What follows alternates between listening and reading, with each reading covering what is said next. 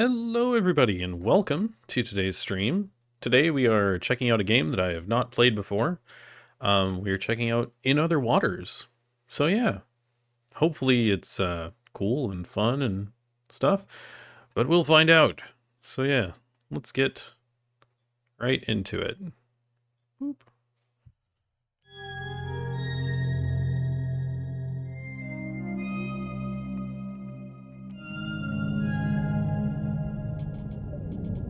A new game?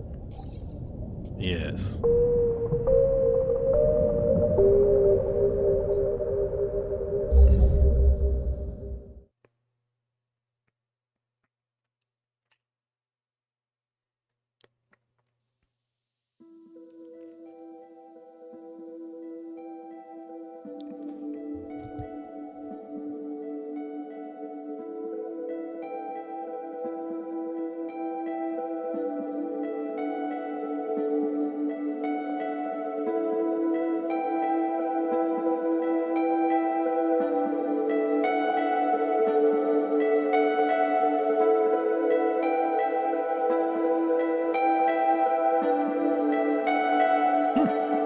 Neat.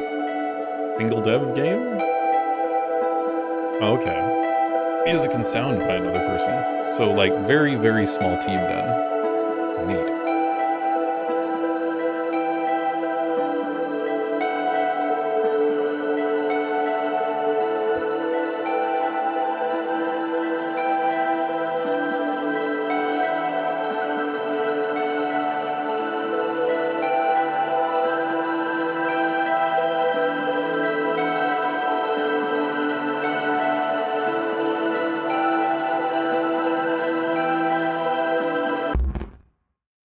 Oh no, error detected. That's not good. Oh, okay.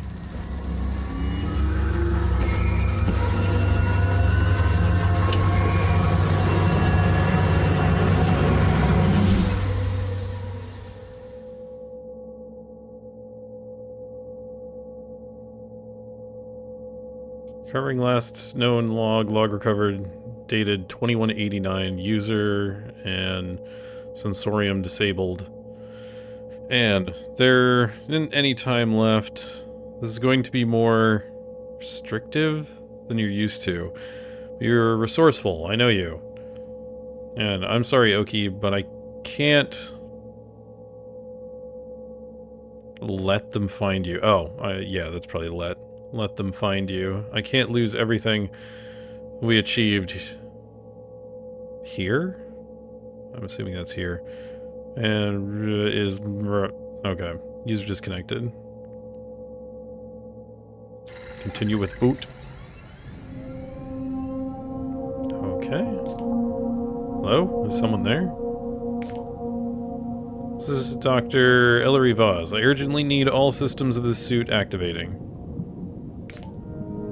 I've been locked out, and I'm 20 meters below the surface here. I say again, this is Dr. Ellery Voss. Can any operation personas on this suit please respond? Alright, good. Operator, activate all systems. Pilot authorization granted. Okay. Scan topography. Scan and topography readouts coming through, looks good. Utility? Okay, utilities available, let's see. Sampling, sample storage, terminal, and retrieval seem to be installed. Power panel is activating, plenty of juice. Oxygen. Oxygen panel is up. Rebreather functioning. I'm off reserve oxygen now. I'm seeing the heading panel coming online. Excellent. Okay, good. The dive panel is active. Current reading of 20 meters. Okay. Don't seem to know what you were doing. You're not an operator, are you? Correct. I don't believe you. Operator's a little more than activated system dialogues. They don't respond like this. Knew there was something strange about this suit when I got inside. Looks decades old. Look, We don't have time for this, so whatever program or system you are, I need you to work with me. Seem to respond to voice commands, so that's a start. We need to head north. Explain once we get going. Right now, I'm locked out of half of the systems of this suit. Someone somehow has rewritten the permissions to only respond to internal messaging. That means you. So I'm going to need you to take control. Let's get moving. Take me north into the reef. Please.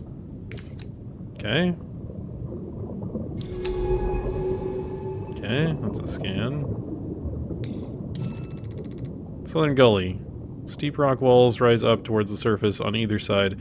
Floor is layered with pale sand.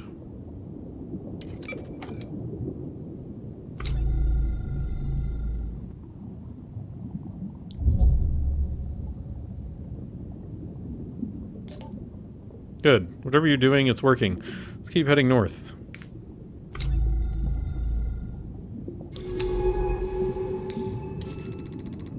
Narrow pass feature. Boulder fills the passage, blocking out the warm light of Gliese 667 CC's 3 stars.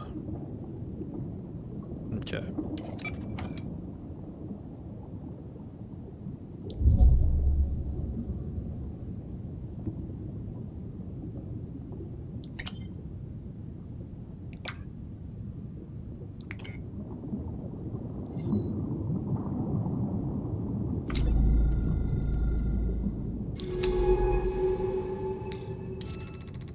Gully opening. Here the passage opens out back into the dappled light of the reef's shallows. Okay.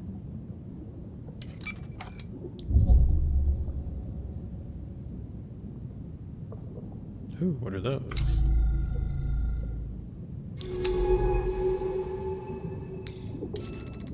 Soft currents.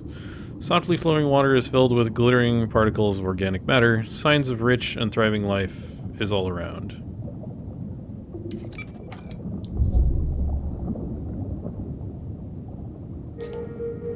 Look, in the water. Are those spores? And those stalks to the west. They look like huge fungi. This is unbelievable. Actual alien life. How could Mina have kept this place a secret? I saw her notes at the base when I landed, and some telltale signs on approach, but here it is. First extraterrestrial life humanity has ever discovered. I can't believe it.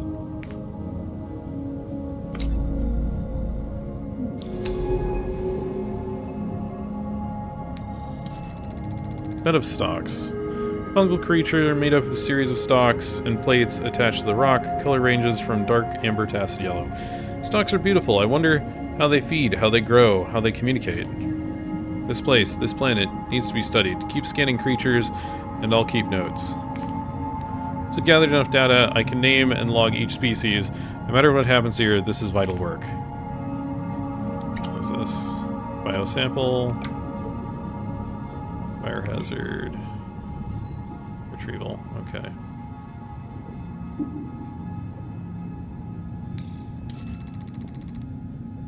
Southern Nursery feature. Protected by the ridges from the strong northern currents, this could be a safe haven for younger, softer species. Strange stalks. Does these creatures coat the pale rocks? Are these plants or animals? They're unlike any earth coral or sponge.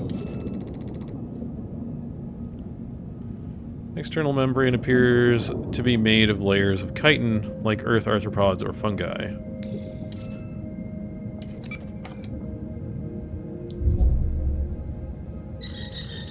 Oh. What were those creatures? They were hidden among the stalks. Quickly. Try to get a scan.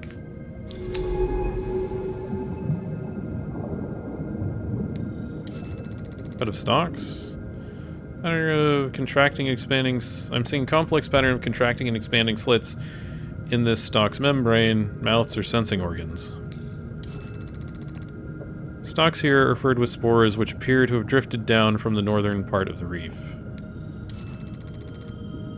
These colonies are producing a shifting hum. Perhaps it is a form of communication between individuals. And this isn't where we're supposed to be going, but... Covered in spores of all sizes. Perhaps we can sample one of the larger ones.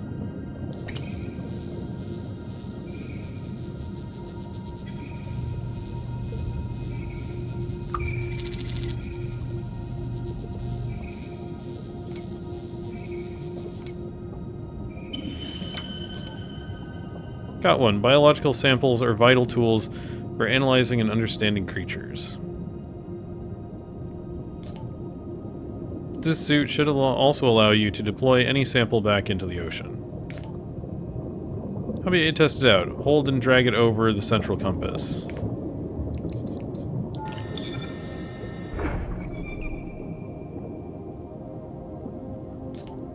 Great. That's working as it should. Look, those creatures are coming for the spores. Why these ones in particular, I wonder? Perhaps different spores carry different compounds, each with a specific purpose, or message. What do you think? Could the spores be a way of communicating between different colonies? Isn't that strange? Fungi and Earth form networks of exchange. Maybe these stalks do the same. Anyway, sorry, I'm not sure why I... Let's keep moving. Okay. I'm gonna do a scan real quick. Let's close. Okay.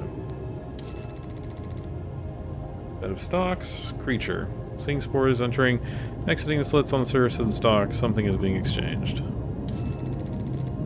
They only seem to be broken up individual patches and then larger groups over a wide area. Smooth boulder.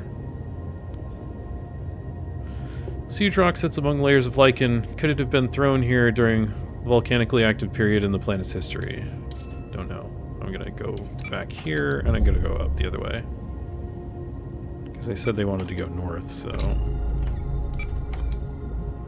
North. North it is.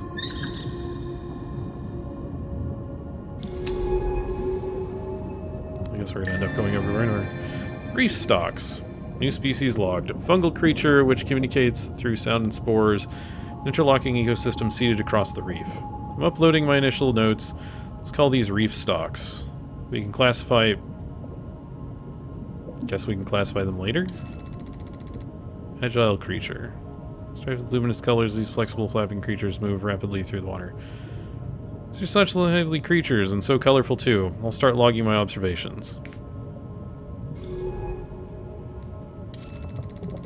Creature. Creatures appear to maneuver with a series of siphon jets. Floating around the reef, these creatures chase stalk spores with great enthusiasm. It's their primary food source. Maybe.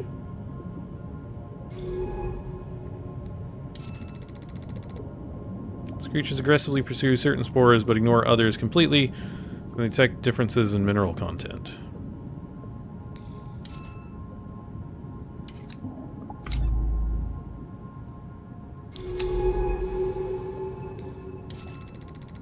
Stalk patch.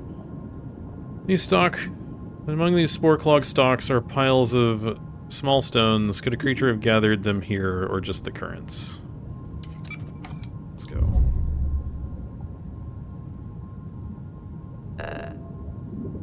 Sampling available.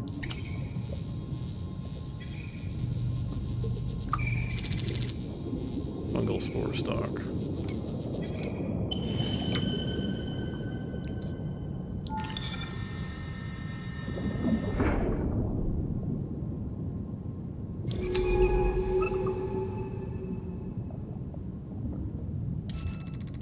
Silent clearing.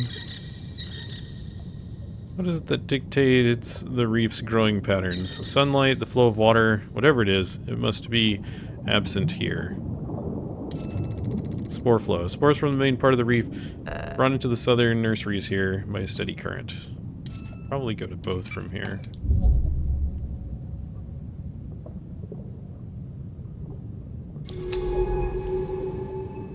Okay.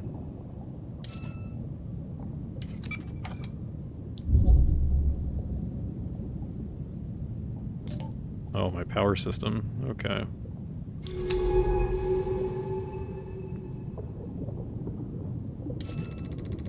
Northern current. Current running into the reef slows here, but further north, the water whips down the rift with incredible speed. Got it. What? I missed the comment. What? Dang it, game. I'm trying to read stuff, and you're having this stuff go away too quickly.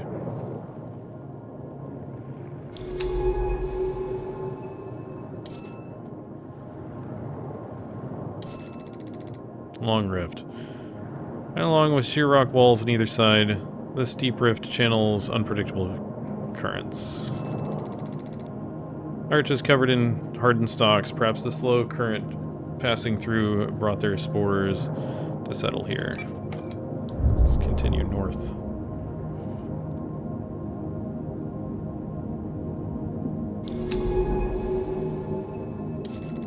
Large stalk. Static creature made up of one huge... The huge stalks are incredible, each one a vertical ecosystem. Leaking spores in the water as the fruiting bodies attach to their skin bloom. Neat. Large growths. Let's go.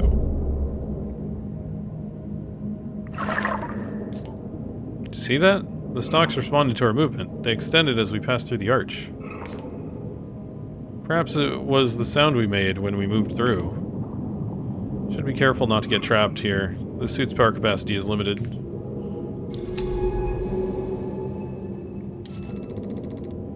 Any of these stalks are leaking particles into the water as they sway. Those spores are something else. Chitin of the stalk's membrane is very hard, but flexibility is given by a surface of overlapping plates. A lot of activity among the rocks ahead. Creatures are grazing on and living among the stalks, forming a complex ecosystem. Let's go. Look, over to the southwest. That stalk is totally calcified. Looks like a good sample candidate. Oh. Shelled creature. Mobile creature with a large translucent shell and 4 swimming appendages. These have such beautiful translucent shells. Start logging data on them as we find them. Or shelled creature. Creatures glide among the reef stalks with great care and precision. They appear to be grazing on them. Large stalk. Plates of the stalk's surface passing over one another must be producing the distinctive hum that can be heard. Creatures must be related to the other stalks on the reef, but seem to have a separate purpose to the lower beds. Forest path. Growth gets heavier as we travel north into this stalk forest. Something about giving it that name makes it feel safer, more familiar. Huge stalk is totally still, its plates hardened into a rocky shell. Can it be revived? Or is this what death looks like? Okay, I'm gonna go to here. Stalk looks dead. Open up the sampling panel and we can extract some outer membrane.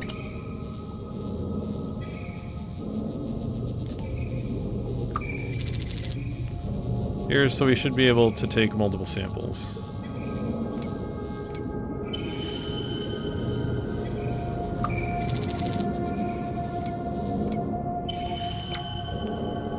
Okay, so the chitin appears to be hardened with calcium carbonate.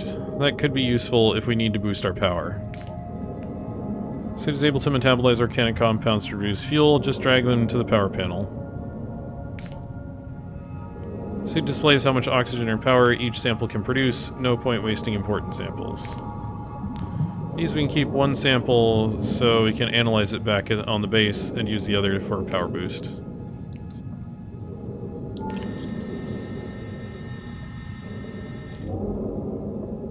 Okay.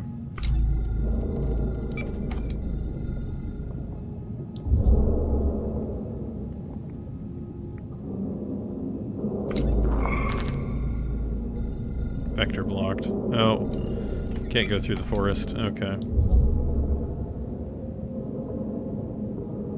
Need to scan down here. Oh, it's blocked by the forest. Safe to assume that the singing of these stocks relates to the communication between colonies seen elsewhere on the reef.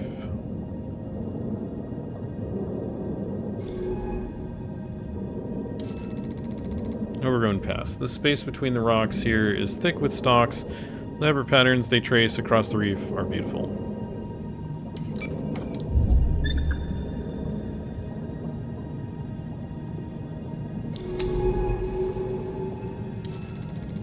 Agile creature, yay! Relationship between these creatures and the stalks is unclear, but they camouflage themselves among the amber colonies.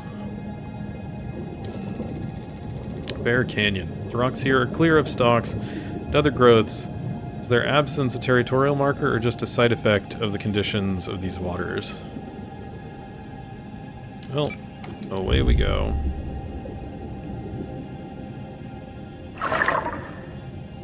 Well, that's great. Cavern edge. A large cavern drops down into the reef here. This entrance is shadowed by the surrounding rocks.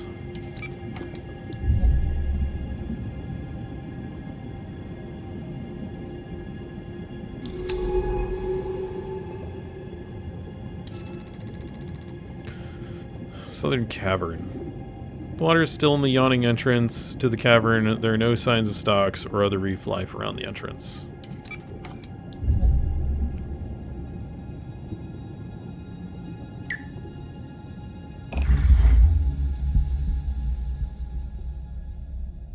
Oh, we dropped into the cavern, okay. Stalk patches. The patchy sunlight coming through the broken cavern roof is enough to allow stalks to grow here, if that is what they require.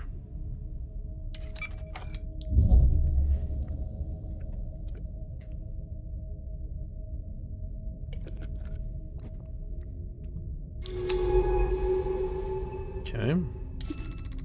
Tall stalk. Tall bubble-coated stalk which sits among reef stalk colonies covered in wide, rising pores. This tall stalk seemed to watch over the smaller colonies. I'll start logging notes. Glittering stalk. Sample candidate. Soft sunlight spills down onto a long, thin stalk, stretching towards the light. Coating of large glassy bubbles glitters on its skin. Alright. Let's get a sample.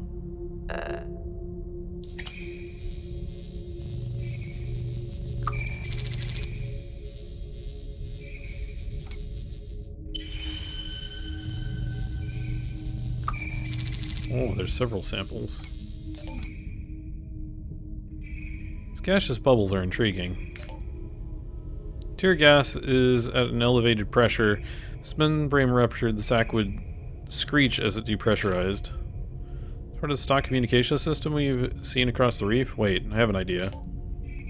Try deploying one by that blocked tunnel over there. I want to see how the stalks react. Just drag one over.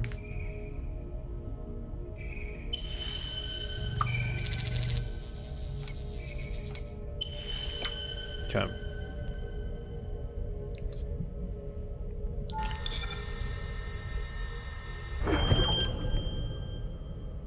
Ah, worked. They reacted. These bubbles must be some kind of signal system. I'll kill them, shrill sacs, for that squeak. Can use these to get through the heavy growth ahead. Let's get moving. Okay. Clogged tunnel. Stalks meshed across the cavern here, hardened into a near solid wall of tubes and plates.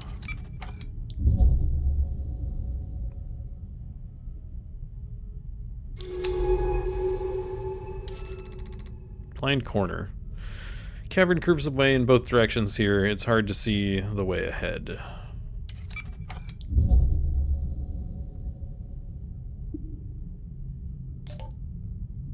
So I guess you're wondering where we are heading.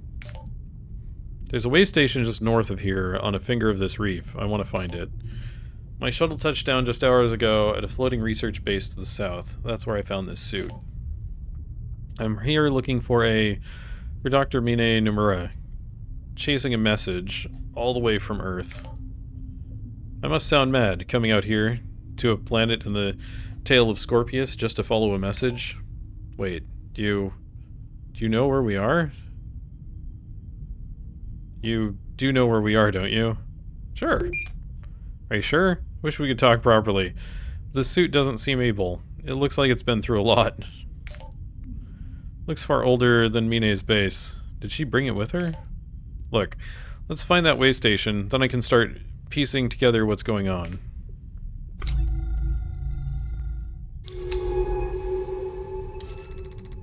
Thin passage. Cavern narrows here, and small eddies of water twirl in the silt. Map data. Cross retrieval. Okay. Let's go.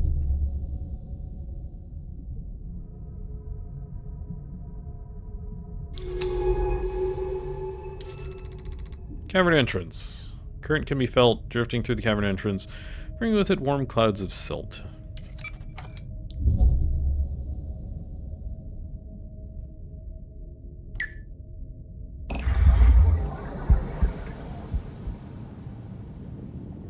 Nice. Tall stalks. Stalks of this kind seem to produce different bubbles depending on the nearby stalks. They are the protectors of their colonies.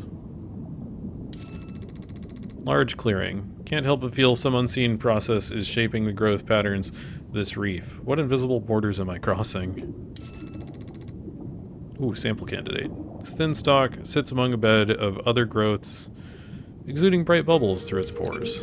Let's go.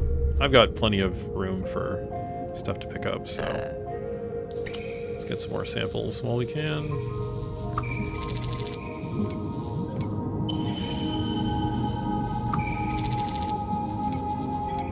If I need to, I can drop some.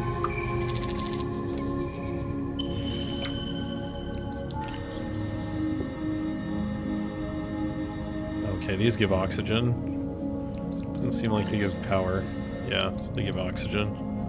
Okay, well, they're worth getting anyway. Rock outcrop. Scattered boulders and steep rifts of the southern reef suggest a violent geological past.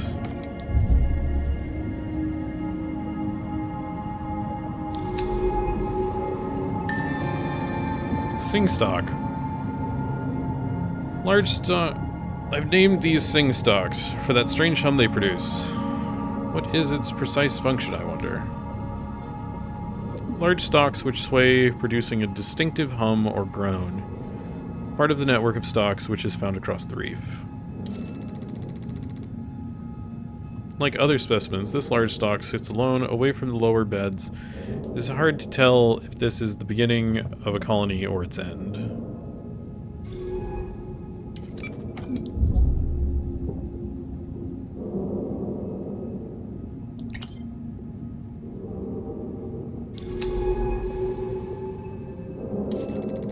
Stalk passage. Stalks are more sparse between these rocks. Rock outcrops, this might be the easiest path north, if I can clear the way. Well, good thing we can clear the way.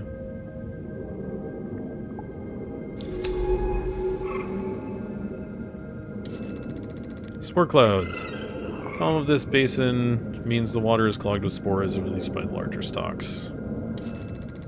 Deep forest. Stalks are so thick here, a sea of amber waving fingers that must be cleared before we can pass through them. Okay.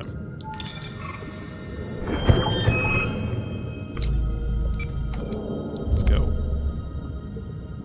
Good thing I brought plenty of stuff with me. Forest clearing. Navigating these dense growths is like finding your way in a labyrinth, moving from clearing to clearing with little sense of what's ahead. Tall stalk. Some creatures target these tall stalks directly, perhaps because they keep them away from the other softer stalks nearby.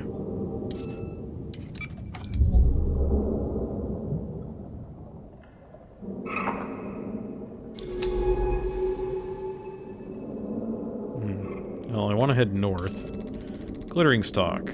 Ah, sample candidate. Okay. I still have room for more samples, so may as well.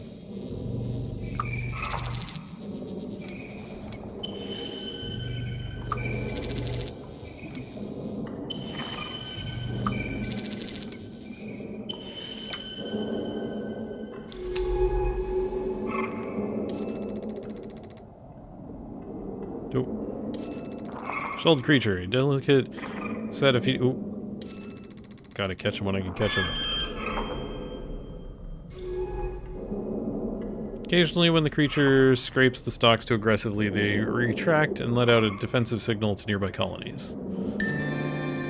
Ah, signal stalk. Going to call these signal stalks for the signaling role they play in the stalk ecology. Tall bubble producing stalks that protect, monitor stalk colonies, key part of the stalk network that stretches across the reef. Put this here. Okay.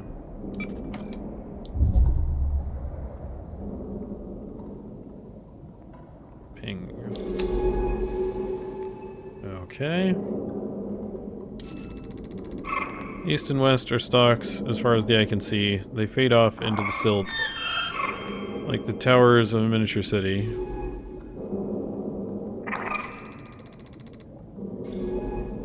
Glittering stalk. More bulb producing stalks. Are they sentries designed for early warning or last-ditch defenses?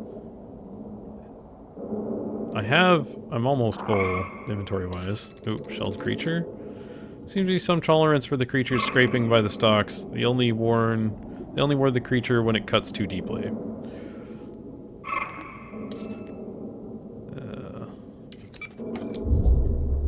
I'm gonna grab a couple samples.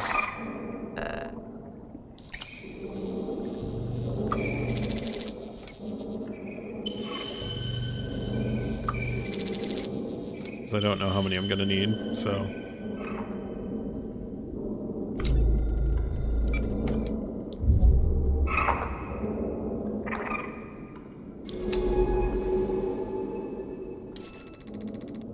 Spore clusters. Source from the stalk seem to be massing here in large clumps. This might be a good place to sample them. Oh, that'll be the other sample. Can I get to that? Vector clear. Alright.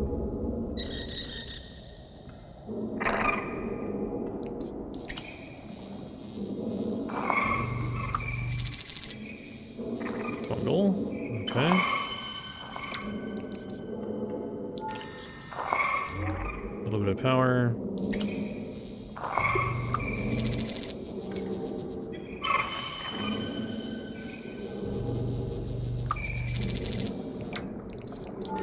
A little bit more power. And I'll keep this one. Alright.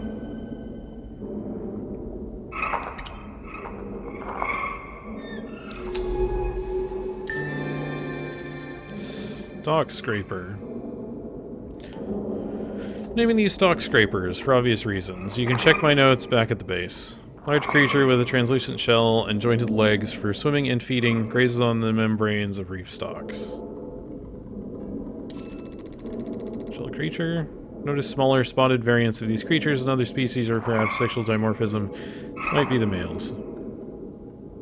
Oh, come on. Let me click them. Spore catcher. Agile jet-propelled creatures with colorful mantles. I'm going to call these spore catchers as they're so eager to gather the stalk spores. Okay. Clear path, let's go.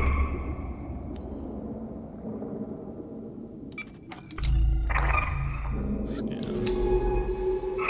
The way forward, twin stones. These two boulders are covered with tiny stalks, a coating of amber fur, waving in the currents.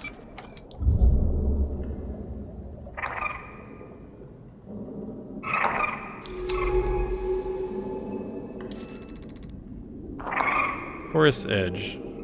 This last line of thick stalks before the shady plains of the central reef. Alright. Let's go. That's it. We're through. This place is overwhelming. So many new species. This is the central reef. I saw on Manet's maps that the shelf flattens out here. Okay. Shady outcrop. Water beneath this outcrop feels cool. Oceanic. Soft currents scrape sand from the rock face. Rippling silt. Ripples of silt bounce sunlight back up through the water, giving it a golden glow.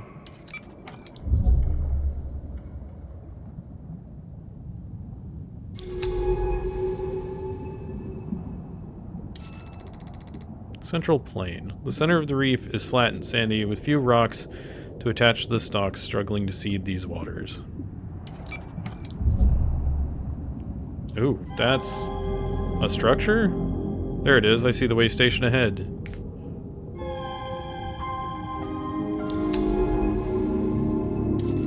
Way station. A way station set up by Mine Nomura. It's seen better days, but it still functions beneath the coating of stalks.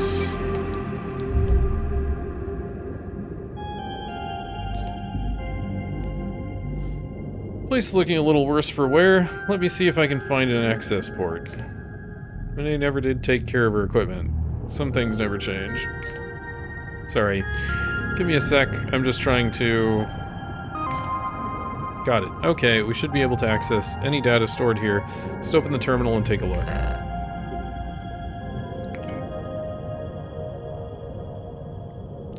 Spoofing user, Dr. Mine Nomura, last access. History cleared. Log download, yes, no.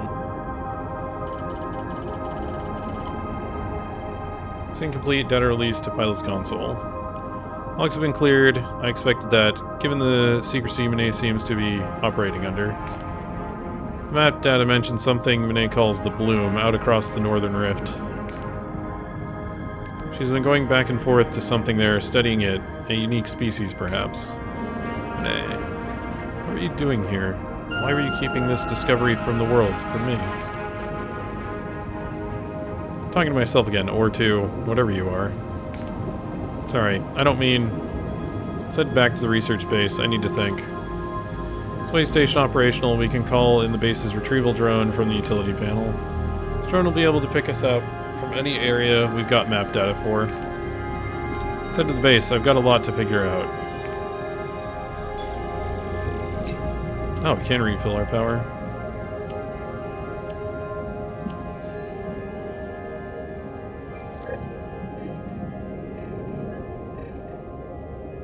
Drone ready. West retrieval.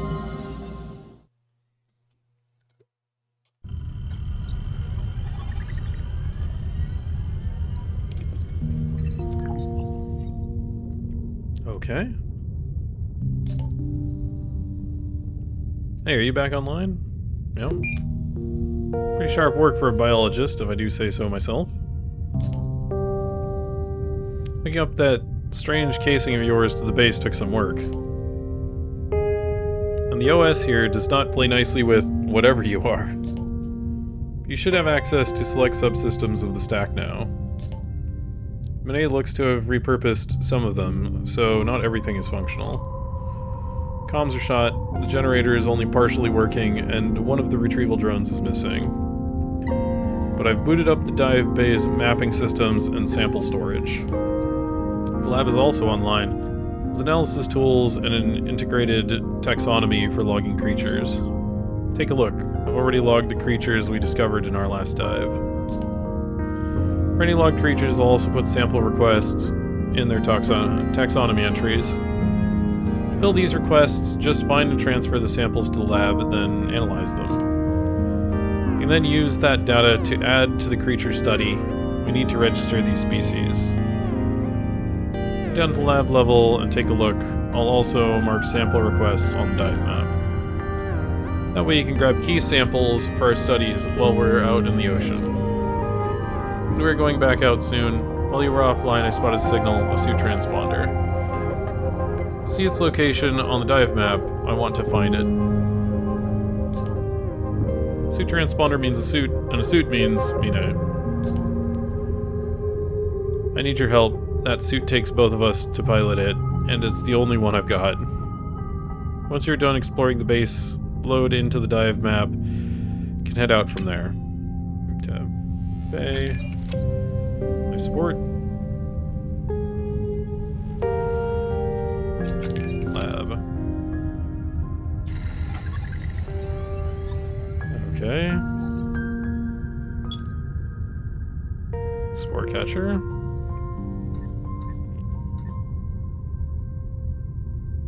Study completion required. Spore catchers small, sponsoring creatures which move quickly in the water using siphon jets. Okay. Food sample analysis requested. Egg sample analysis requested. So in order to unlock the sketch, you need to get the behavior and theory samples. Stock scraper.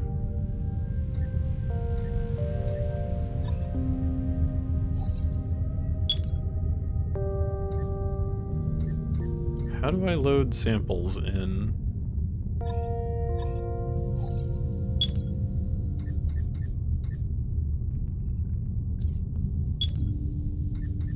I have...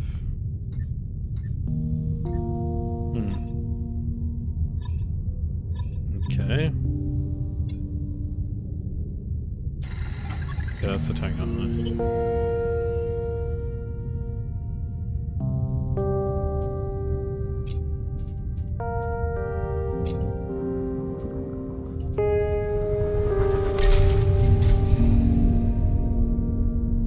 Alright, 34% efficiency. Tidal turbine's active. Ah, bay. Okay.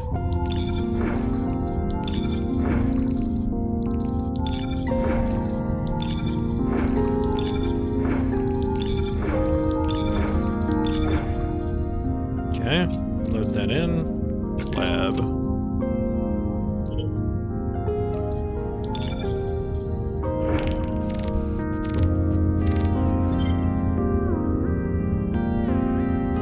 Ah, lab analysis complete, multiple taxonomy entries updated. Nice.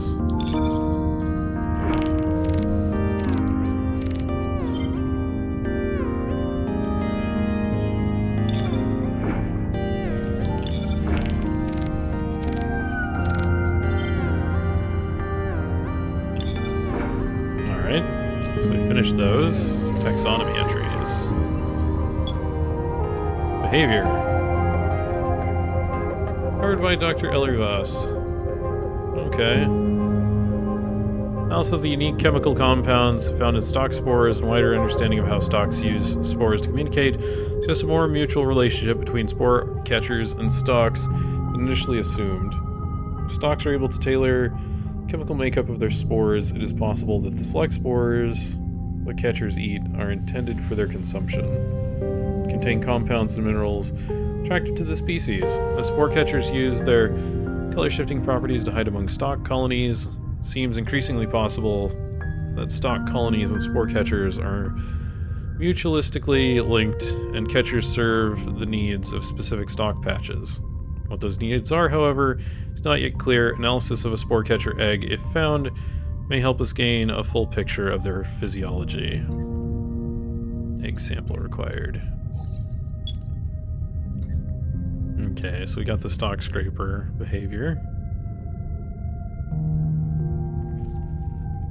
Analysis of stock bark shows that it is chitin-based as suspected, containing glucose and high levels of polysaccharides. This makes it an ideal food source for the scrapers. Not only this, it makes stock membrane a vital substance for lichen scraper shell formation. The more stock membrane consumed, the larger and thicker a scraper shell will become, which explains the variance in scraper shell size and translucency.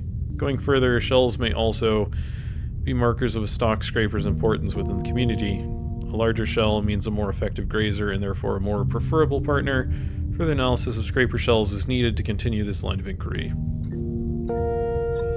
Fungi.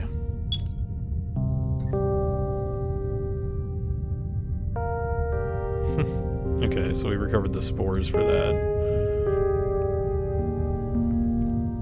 Analysis of stock spores has revealed a rich cocktail of compounds unique to each spore, some of which are previously unknown to human chemistry. This aspect of the spores and their noticeable exchange between colonies of stocks suggests that these chemical cocktails are part of an information exchange network. However, some of these spores also appear to be true spores, used for the asexual reproduction of stock colonies, suggesting that the information-carrying spores are adapted or modified reproductive spores. Analysis also suggests that stock colonies may possess a high level of intelligence and cognition, and that the messaging provided by the spores is nuanced and even subjectively unique to each colony. Patterns across multiple spores from a single colony even suggest a chemical signature possessed by each stock group. Could these be thought of as stock names?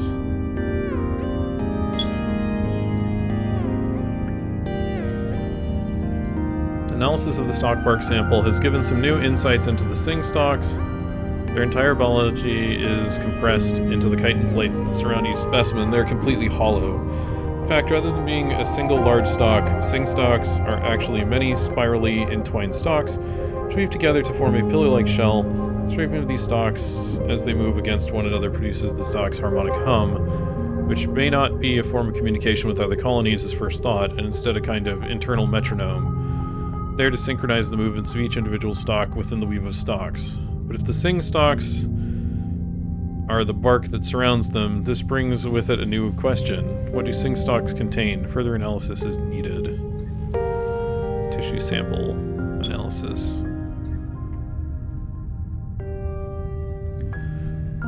Shrill sac laboratory analysis shows that they are formed from a coating of mucus sealed around a pressurized mix of oxygen and carbon dioxide. The oxygen shows that the signal stalks are able to absorb oxygen from their surroundings, perhaps through their large pores. Meanwhile, the CO2 must be the result of a fermentation process within the stalk itself. This suggests the presence of a fungal symbiote similar to yeast within the stalk, and the possible production of ethanol as a byproduct of this process, though a tissue sample will be necessary to confirm this.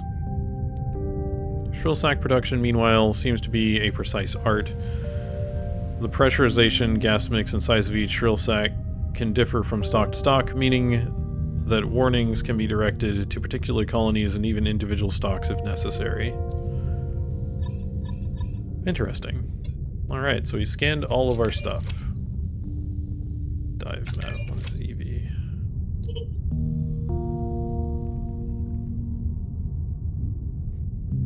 Oversight. All privacy protocols revoked. Personal log 01-2216, Dr. Ellery Vaz. Mina is gone, and she's left behind one hell of a mess. Space is falling apart, cannibalized to build way stations out in the ocean. The communications array sliced away, life support failing. Where did she even commandeer this research base from? There's no way Baikal would have supplied it willingly after what she did to them. What did she call me out here for? To witness her disappearance? Did she simply want me to encounter, as she did, the impossible life of this ocean? How could it have gone ignored for hundreds of years of exploration and conquest? There are too many questions to even begin. All I can do is keep an account of what happens here, so that if I can't answer these questions, someone else might. It'll be weeks, maybe months, until the next ship passes close enough to pick up my shuttle transponder. Until then, I'm alone. This place is unbelievably important. Our first contact with life beyond Earth, but something else is happening here too, and I need to know what it is.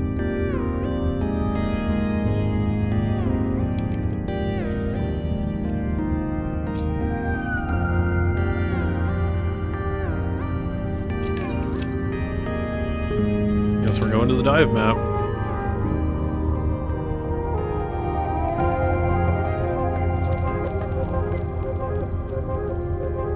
Base has detected a suit transponder at these coordinates.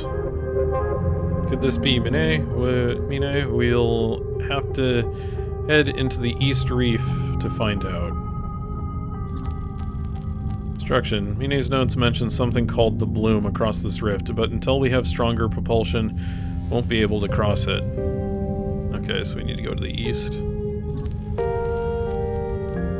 Some requests. Signal stock tissue here. Stock scraper shell. Spore catcher egg. Reef stock roots. Alright.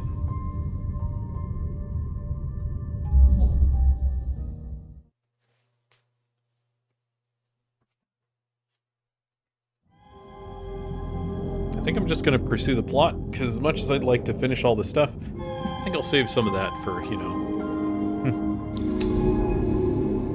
mountain stuff. So we need to go east.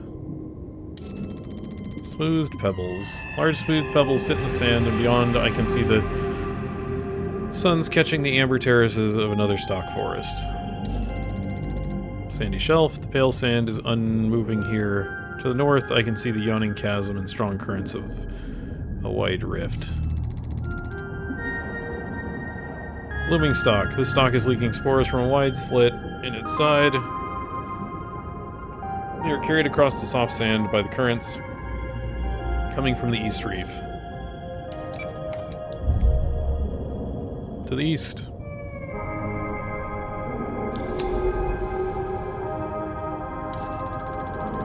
Towering outcrop. This feature rises steeply towards the jagged edge of the reef, splitting the strong current like the head of an axe. These rifts and canyons really carved by the currents, or are they violent fractures, now smoothed by erosion? Layered outcrop. The pale strata of this rock tell an ancient story. Might there be a fossil record within such rocks, waiting to be discovered?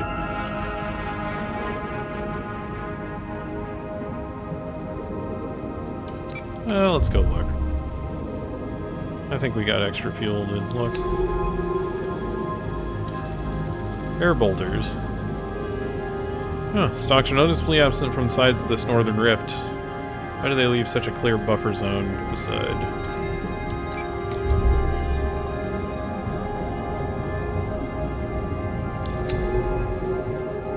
Going up here isn't gonna help us. Protected pass. In the shadow of these huge outcrops, this pass leads towards the rift at the north edge of the reef and its fast-moving waters, which we don't want to go to.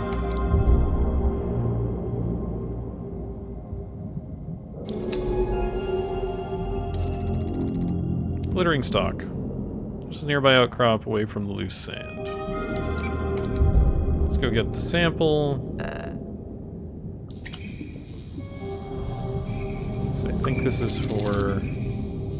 yeah, this shrill sack sample. I'll grab these in case I need to punch through stuff.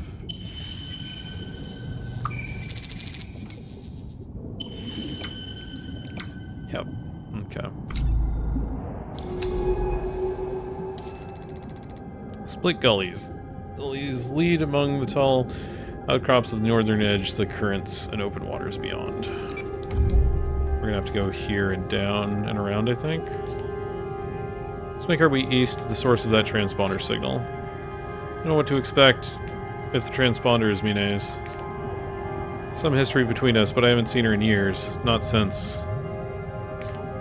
what, the incident? Like, what are we doing here? Like, you don't need to worry about it, let's just find her. Okay. Narrow gully. Smoothed and soft ripples, the sign of a strong current descending from the north. Alright, so we don't want to go north. Here the gully opens out onto one of the rifts, cutting deep into the bedrock of the reef.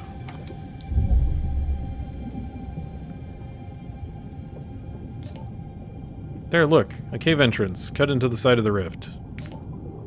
Should allow us to bypass the rift, although I'm not sure where we'll emerge.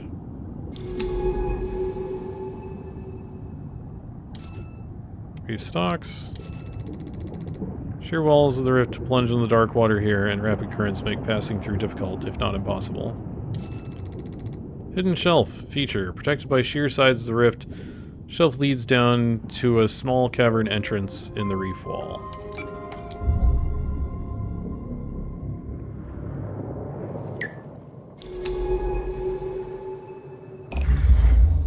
Let's dive.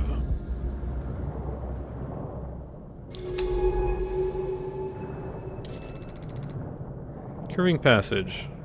The round mouth of the cave stretches away into the rock. Stalks hung quietly in the dark.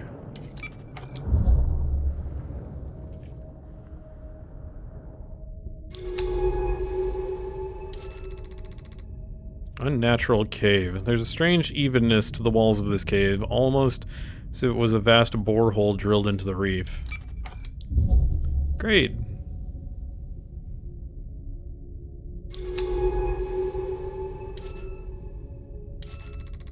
Stalk patches.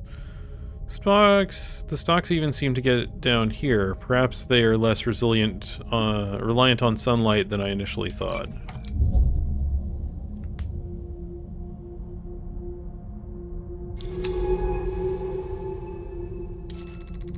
Crossroads. You're deep in the rock now. What formed these hollowed-out caverns with their strange undulating walls? I'm sure it's fine. How the stalks survive without sunlight? Maybe they're fed by the forest above. What do you think? It would make sense. A network of colonies tunneling through the entire shelf.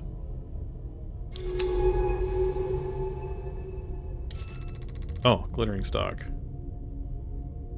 All stalks, yeah. I'll get some more samples. Why not? We might need them. Ahead.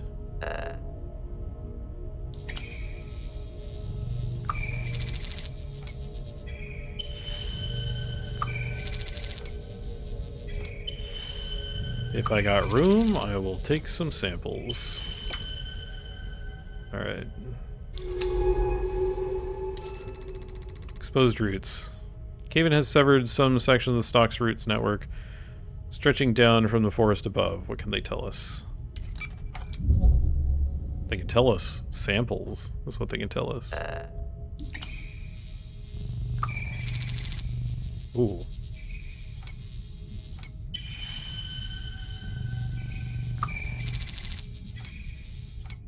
Looks like fuel. Wow, that is a lot of fuel. Tangle of silken roots from a stalk colony, carbon enriched. Good. We'll need that.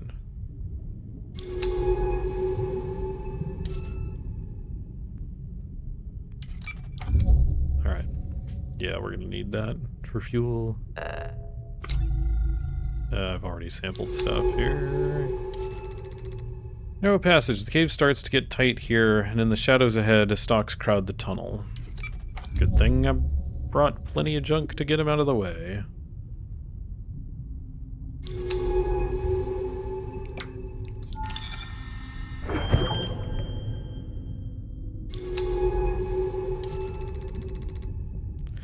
Stalks here are thick and intertwined underground in the stark light of the headlamps. They resemble brittle, oversized worms. Ah, we have ads, so we shall be back in a couple of minutes. Don't go away. We'll be right back in a little bit.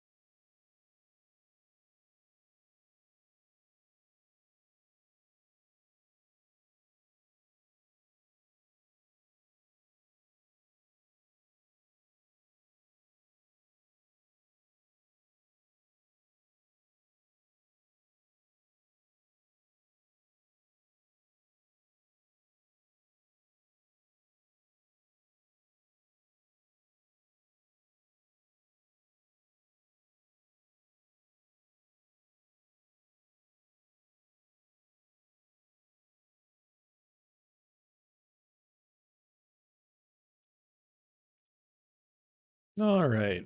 And we're back. Yeah, there we go. All right. Mesh of stocks.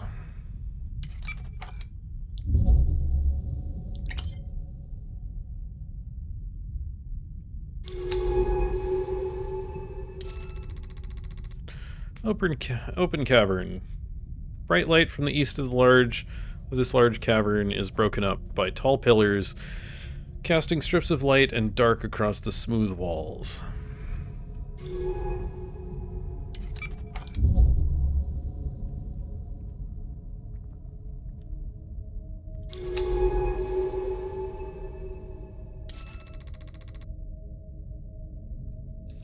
These pillars puncture the cavern, stalks crowded around their bases. They support the vast weight of the reef above.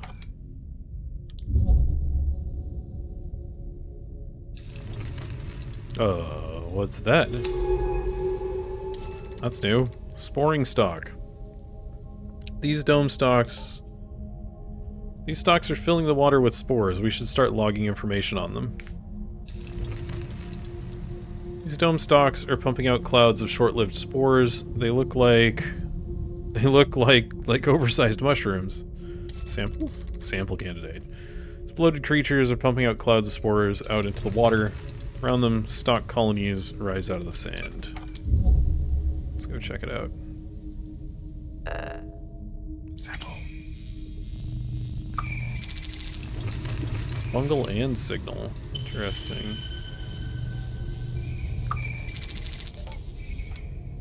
These spores are different. The stalks nearby seem to be stimulated by them. These spores be used to make stalks extend, to bring them out of hiding? We should test them out on a retracted colony. Okay.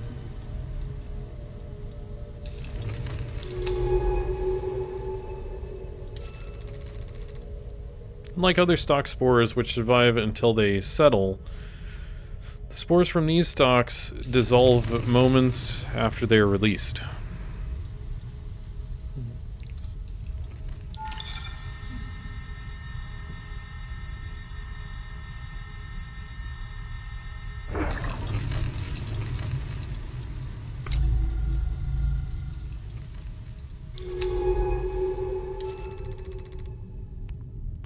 These stalks seem to be shriveling up. Is it because they're too exposed to the rift's withering currents?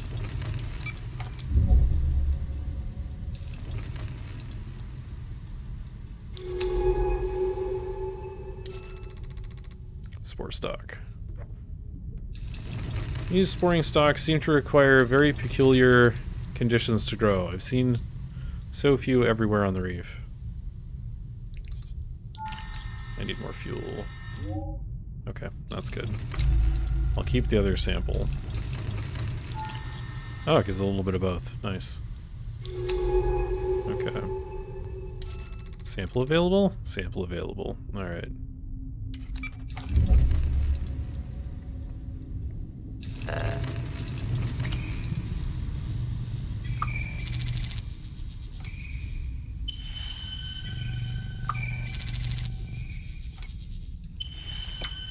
Okay.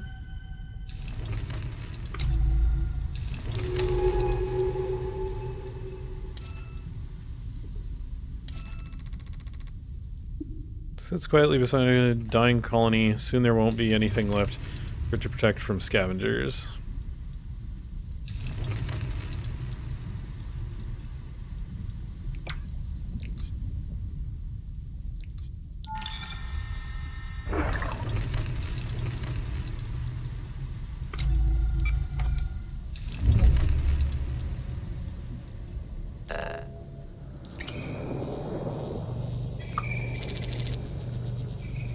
Ah, this is, right, that's this stuff.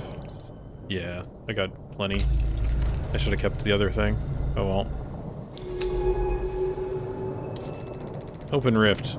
Currents slice down through the rift to the north here. Crossing is going to be difficult unless their flow can be slowed further up. Alright.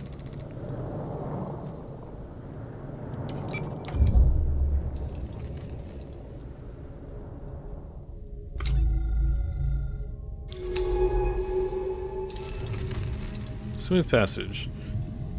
Current must have once run down this tunnel, scraping the walls into smooth lines. Now the stocks block the flow.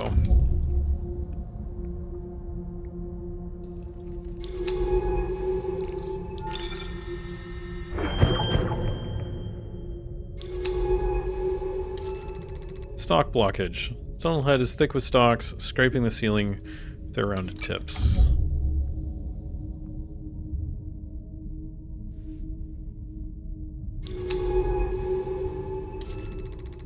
Bright passage. Light filters in from a large opening, making the spores drifting in the water glitter like sparks.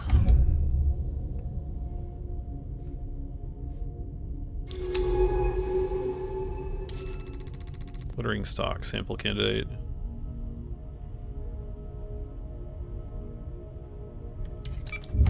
I mean, I can sample it and make sure my samples are full, but other than that... Look, those stalks in the cave mouth, they're retracted. Perhaps if we can make them extend, they would block the current. Alright.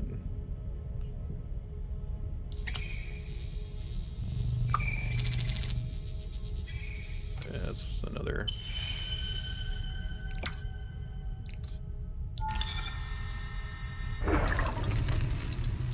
Okay.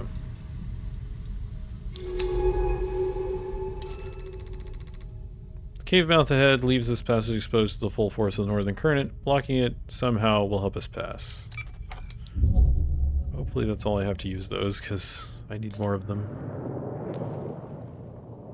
They block the current. These spores encourage them to extend and fill the tunnel. With these soothed spores, we can control the stocks to our advantage. This will be useful.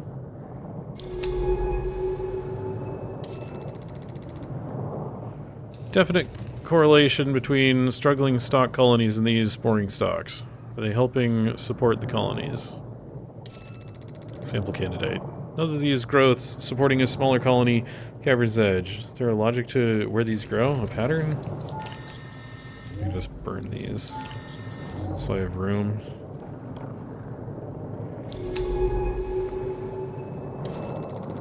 Covered shelf. Tucked into the rift wall, this shelf allows protection from the fast-flowing water, cutting through the rock into the heart of the reef. I need more samples of this one.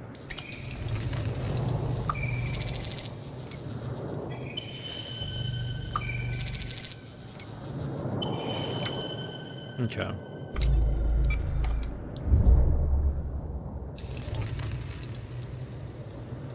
Look out in the rift, a retracted stock colony. If we can get them to extend, provide shelter from the current.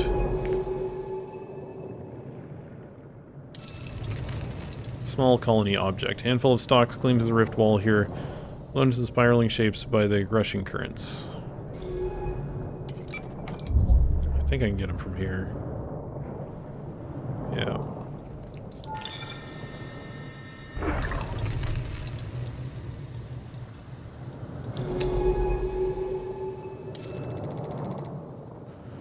West Rift Wall.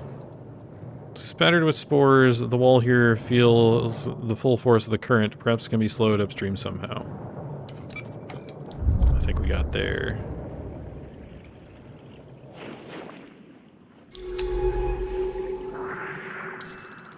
Deep rift. Even this close to the wall, the darkness of the deep rift is intimidating. A huge slit in the face of this world. How deep does it go?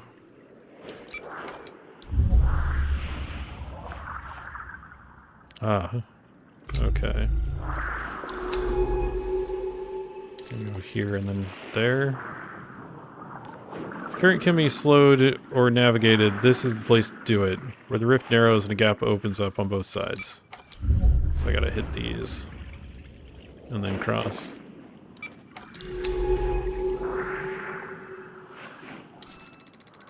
Huge pillar sits out from the wall here. Its top caked in retracted stalks, a golden garden waiting to emerge. Alright. Vector point clear.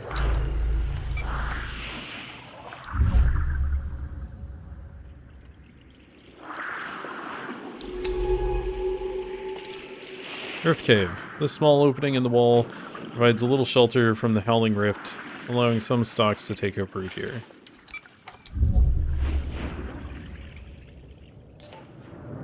Here are cross. Thank you, stocks. Oh. And thank you, too.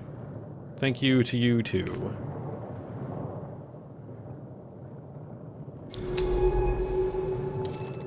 Bare passage. Another smooth tunnel leads out towards the light.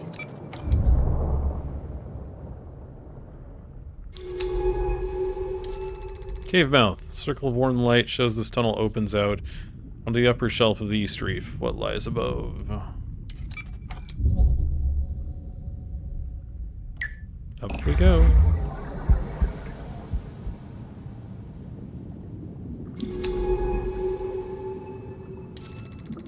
Bright petals. These bright white petals appear to be photosynthetic plants, floating long stems shifting and swaying in the water. These are beautiful plants, single petals shifting in the sunlight. Let's start logging data on them. Ah, sample candidate. Nice. Plant-like creatures seem unrelated to the reef stalks. Their soft petals waving on thin stems. I meant to grab that one. Feels good to be out in the sunlight again. Let's head northeast along this finger of the reef. The transponder is at the tip. Oh no, I did get him. Okay. Sample candidate. Okay.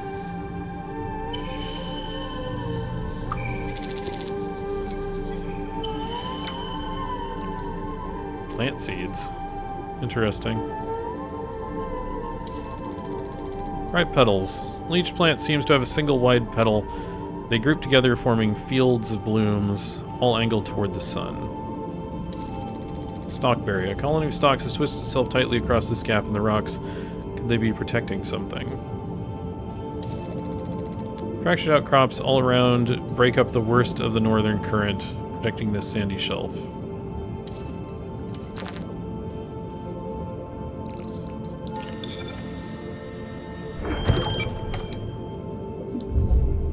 Good thing I brought extras.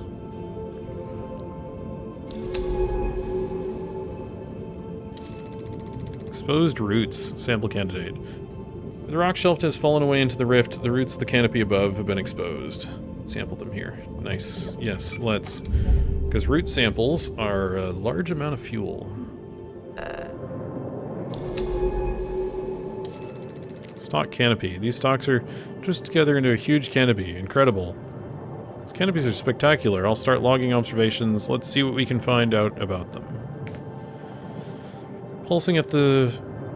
They're pulsing as the pores across their surface opens and close.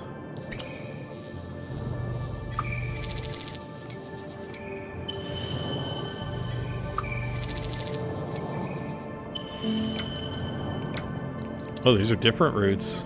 Interesting. Okay.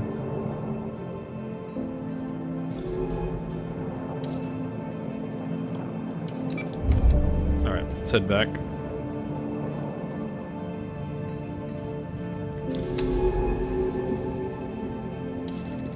Bright petals.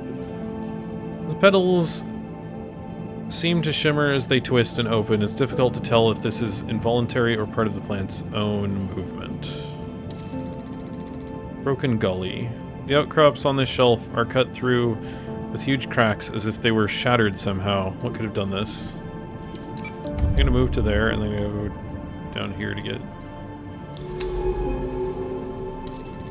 Stalk colony. Stalks have grown across this gully, reconnecting the two huge pieces of rock that look like they must have once been one. The coloration of these canopies is much lighter than other stalks. They glow pale yellow in the light of Gliese 667cc's 3 suns. Can I go there? Nope, I can't. Vector blocked. I'll do that one. I'm gonna see if I can get some scan stuff. Stock canopy. High up in the wide canopy, I can see that the stalks are twisted around strange ribbed growths. What are they holding up there? Broken boulder. Stress marks can still be seen along the edge of this huge rock, but it remains silent about its own history. See if there's anything else. Ripe petals. On some petals, there is a thick clump of pollen on the lower part. I wonder how this is dispersed. It seems too heavy to float away. Stalk looks silently out over the deep rift. I wonder if Mine looked over the same view with different eyes. Slash stalk. Swivel-coated stalk has large gashes in its side. Seems to be shriveling away. Exposed tissue would be easy to sample. Ooh, sample candidate. Let's go. Let's go. That's what's up here.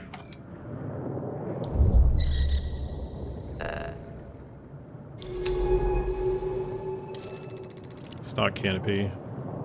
This canopy has many gaps between its higher stalks, as if something has fallen out or been removed from it. Strong current. Across this wide rift, the tall rock walls of the reef's second finger can be seen. What lies inside them, I wonder? Oh, there's a bunch of samples.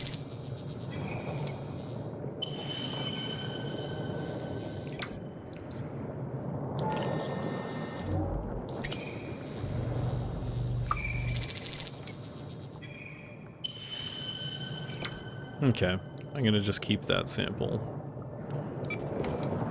Let's go.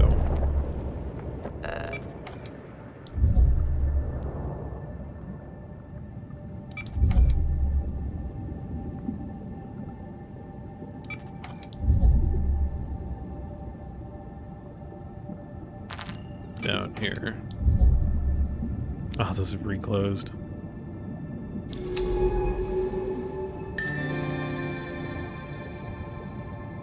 Okay. I've named these table stalks after the table corals they remind me of. I'll log my notes back at the base. Towering canopies of stalks entwined around ribbed growths. They pulse as their pores systematically open and close. Stalk structure. Towering canopy of woven stalks pulsates in the soft current, the sunlight slipping through the gaps in its branches.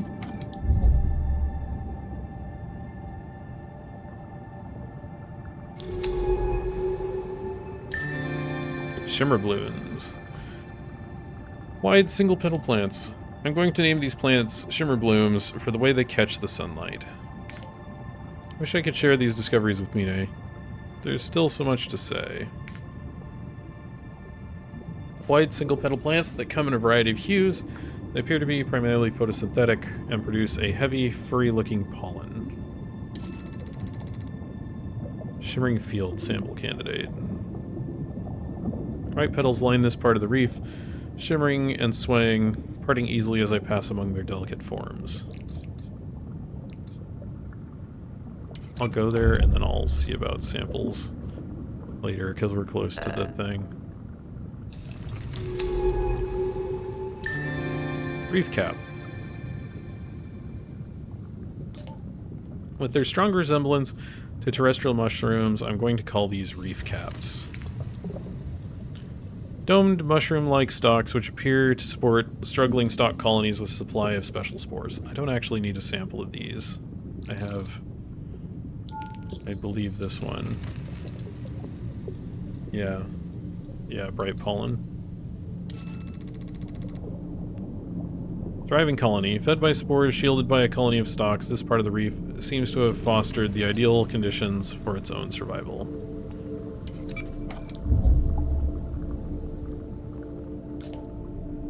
Is that another way station ahead? I mean, I must have built them all across the reef. Central clearing. The center of this shelf is a beautiful clearing, screened from currents and predators. No wonder Mine set up a way station here.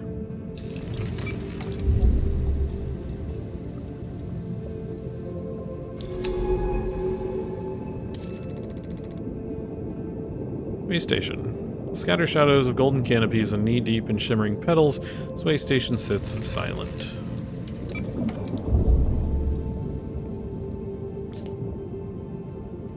Okay, open up the terminal, see what data we can scrape from this place. Okay, map data. Scene complete, data released to pilot's console. Log suggests Mine was using this as some kind of staging ground for expeditions over the drop-off. She's looking for something out in the ocean, something deep. From the sense she logged here, Mine doesn't do things at random, and the way station's the research base, this is calculated. I feel like we were already 10 steps behind her, and we've barely even started. Let's get to that suit transponder, it isn't far from here. We head straight north to the shelf's edge, it should be there. Okay, restore our power. Alright.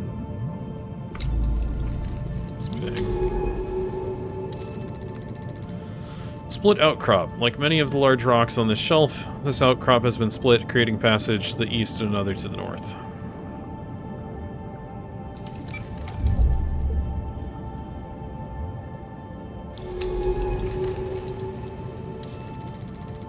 Pulsing growth. Learning by shimmer petals, the pulsing stalk pumps out spores. And so I can get some spores there, which I don't need. Yeah, because I still have one.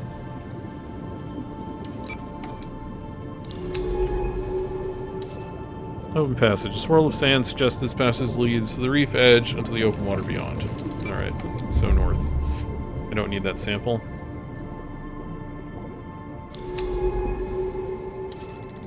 Exposed clearing. Side of the finger feels exposed, but thanks to its current splitting outcrops, it remains in a bubble of calm.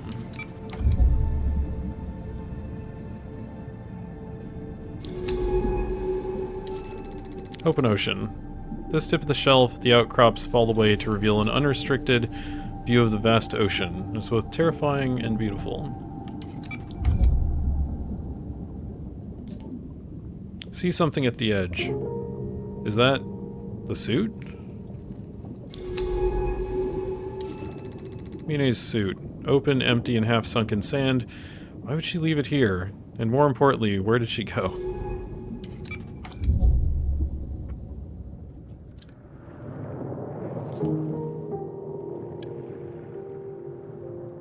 It's definitely Mine's suit, but no Mine. Surely she isn't okay. Let's not jump to conclusions.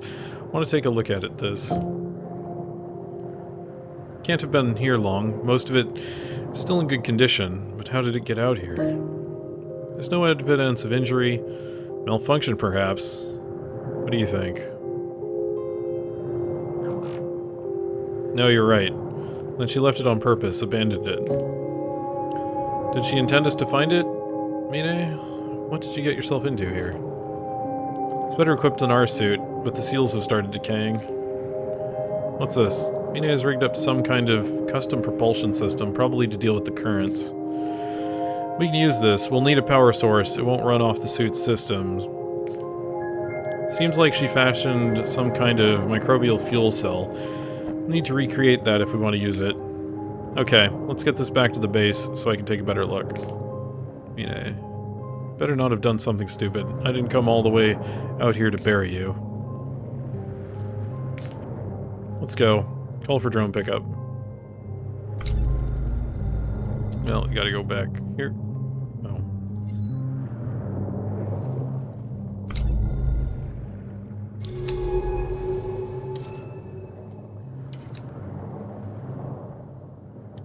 I can't call for drone pickup.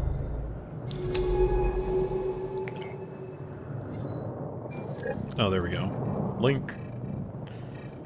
Request retrieval. Right, I have to link it up.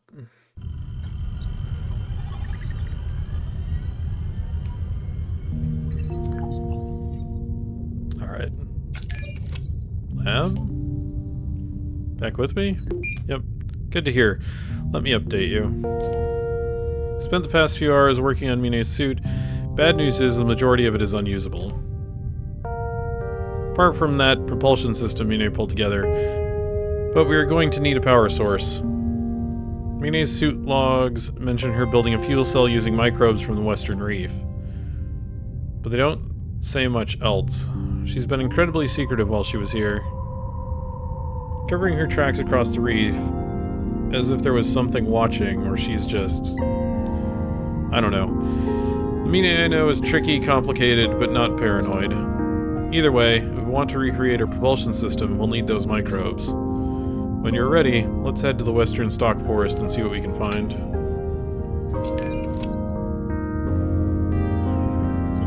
Sample storage.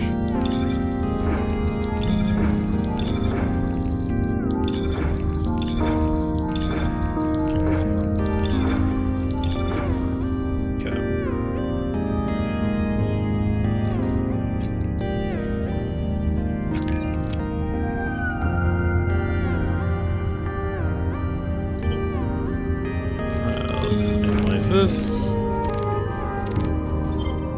Lab analysis complete. Reef stock taxonomy entry updated.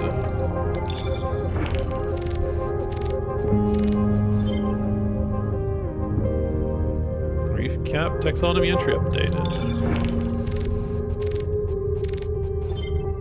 Shrimp blooms entry updated. Canopy root. Table stock taxonomy updated.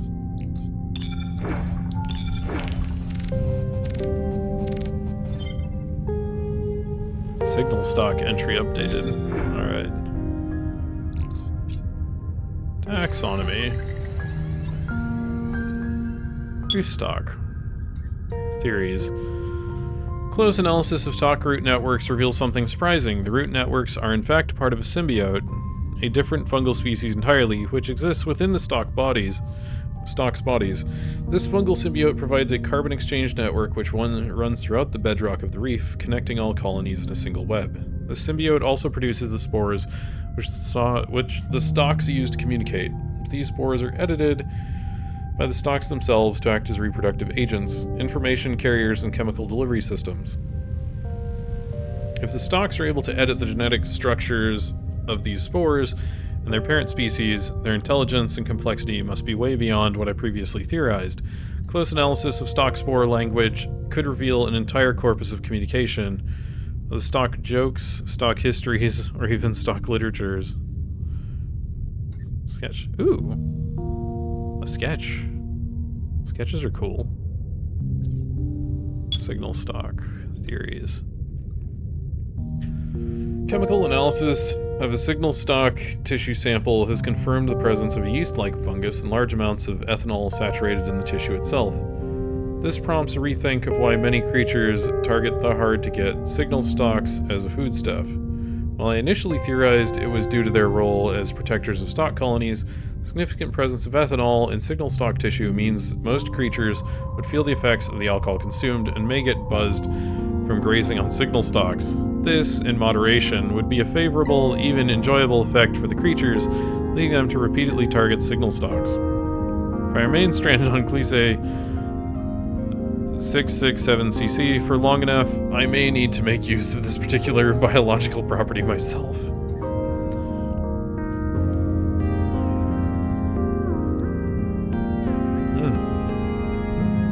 Interesting. Table stock behavior. Analysis of a table stock root shows a number of minerals not associated with stock growth being extracted from the bedrock. Table stocks need these minerals to survive, or are they using them for some other purpose? A cross-section of the root shows a central chamber typical of the carbon transfer system seen in other stocks. But unlike those stocks, table stocks have many subsidiary chambers, like a bundle of wires, each carrying a particular cocktail of mineral compounds. These secondary roots are not drawing up large amounts of these materials, just traces, but why?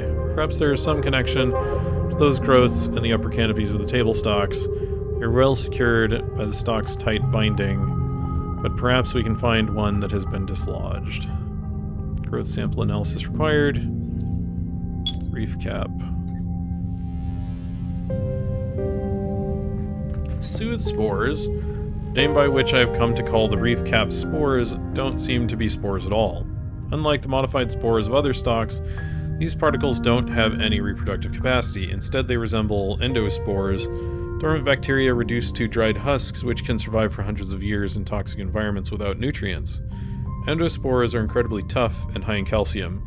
When released by the reef caps, they dissolve and transfer this calcium to the surrounding environment, where it is absorbed by the local stocks. This windfall of calcium granted by the cap's soothe seems to allow stocks to augment their internal signaling and toughen their membrane to protect from predators, allowing them to recover rapidly. But the question remains, how did the reef caps produce these endospores? Okay, what do we need? Tissue sample.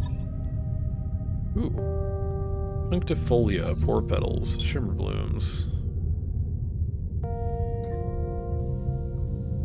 Laboratory analysis of shimmer bloom pollen reveals it to be a heavy, sticky substance atypical of waterborne distribution.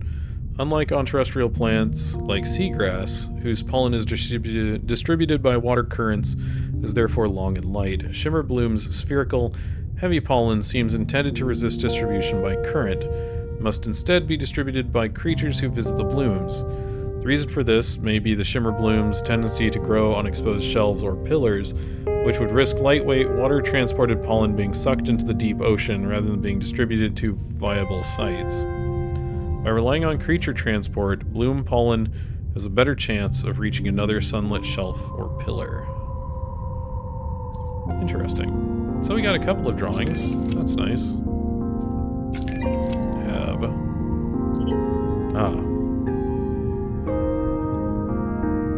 Mine's suit opened to the ocean, empty. What has she done? I'm trying hard to reconcile the Mine I once knew with the evidence in front of me.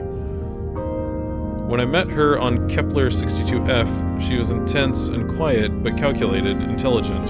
She wasn't someone to take unnecessary risks, to leap into the unknown. At first I found her impossibly intimidating. Her experience working as a biologist far outstripped my own. Baikal brought me to the site as a consultant to examine her discoveries, but I felt like the one under examination. The base was much like this one, a smaller, older model sunk in a subglacial ocean. Someone might think a relationship was inevitable, given those intimate conditions, but it wasn't the base that brought me to her. It was that intensity. Over the few years since I have tried not to dwell on what happened on Kepler 62F, over the few years since I have tried not to dwell on what happened on Kepler 62F. But being here, living where she has lived, following her scattered steps, it is impossible not to remember. It's on the bay. Oh, dive map.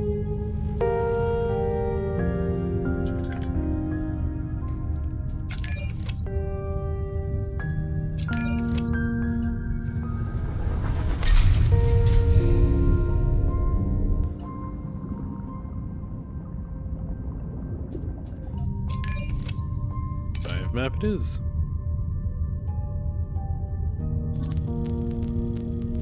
Shimmer blooms. Shoot.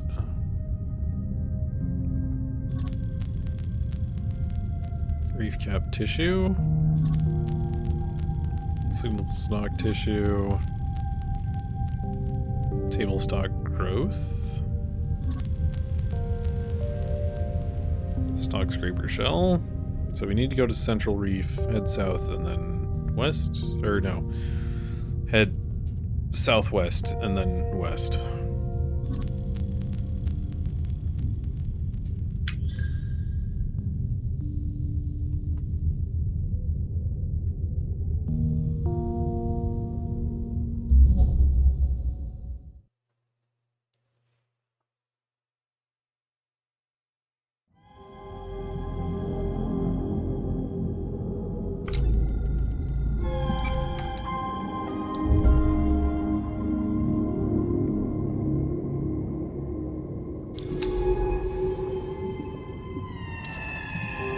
Metal debris. Looks like Amina has had to salvage parts of the base to build what she needed to survive. She must have been here many months before I arrived.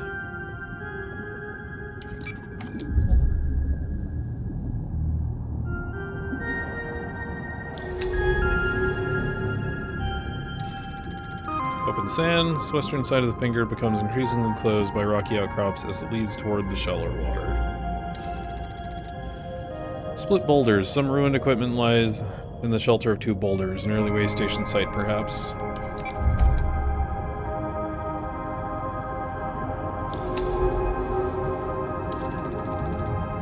Open sand. Across the open sand, I can see the faint steps of faint shapes of stock colonies rising up in ordered rows.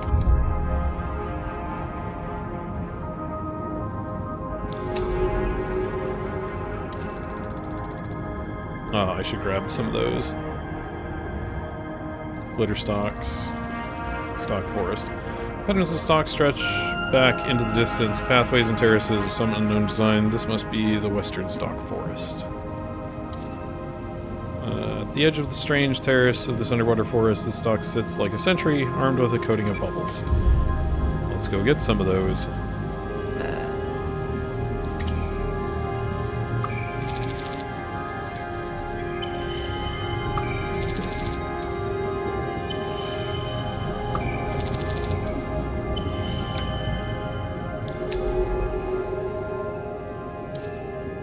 Stocks. Alright. Down we go.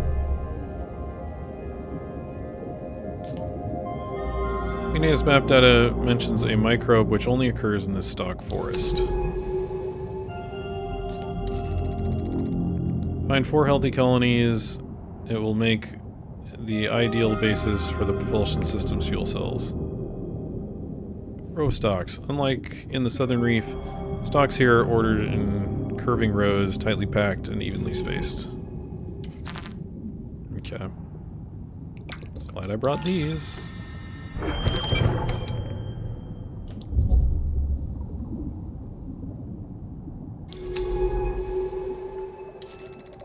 Loaded stock. These stocks bulge out from their bases, being rounded pulsing growths.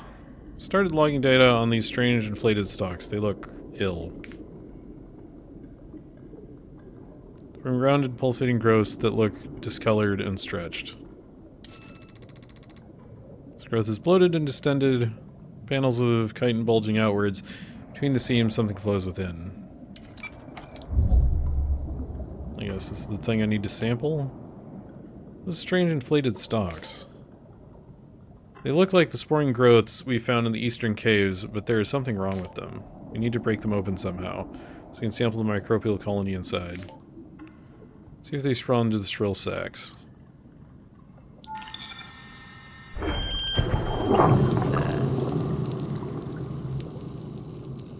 Gah, my oxygen.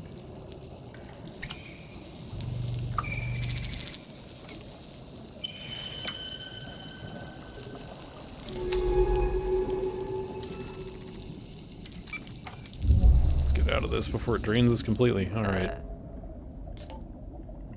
This is having to flush its vents with oxygen to protect me.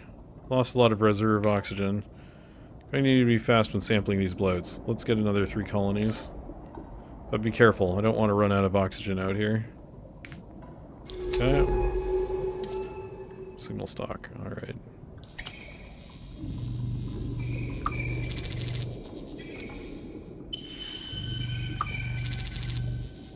It's like, if you want me to do this faster, stop having me have stuff to read that I can't look at later.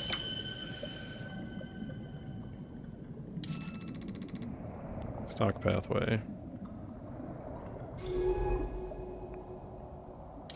Stock pathway, alright.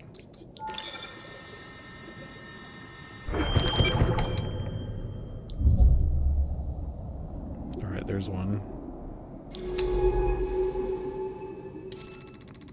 Thin passage. Between the rocks and stalks, a thin, sandy passage leads towards a clearing. Signal stock. Sample location.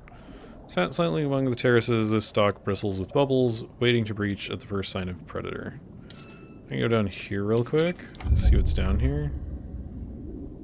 Then I'll... Stock clearing.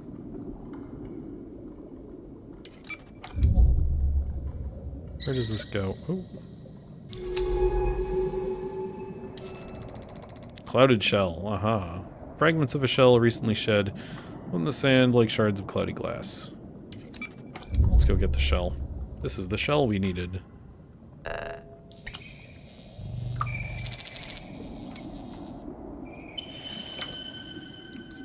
Animal shell. Alright.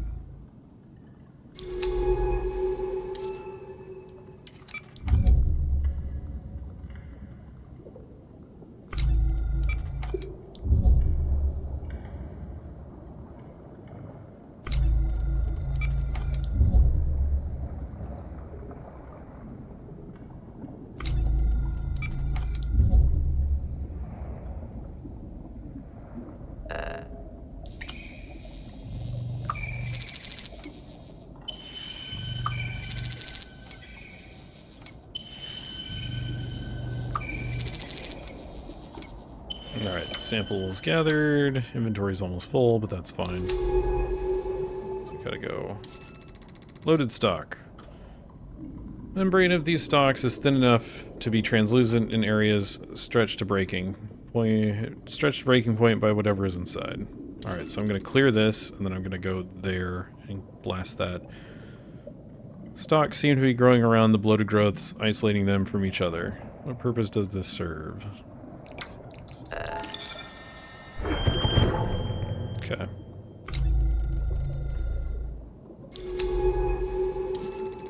Loaded growth. The rock behind this growth looks as if it has been melted. Layers whirl in distorted forms, revealing a metallic core. Okay. Gonna blast this. Grab the sample. Now we're gonna get out of here. Okay, we're okay. Alright, that wasn't too bad. Loaded growth. Stalks form a loose perimeter around this growth, which bulges unsettlingly as if it is about to burst. Be easy to become lost in the complex patterns traced by these rows of stalks. Wonder where they lead. These stalks are isolating the bloats. Perhaps it is because they are dangerous to the colony itself. Alarmed, these stalks burst open, releasing their toxic contents into the local water. Could they be defending themselves?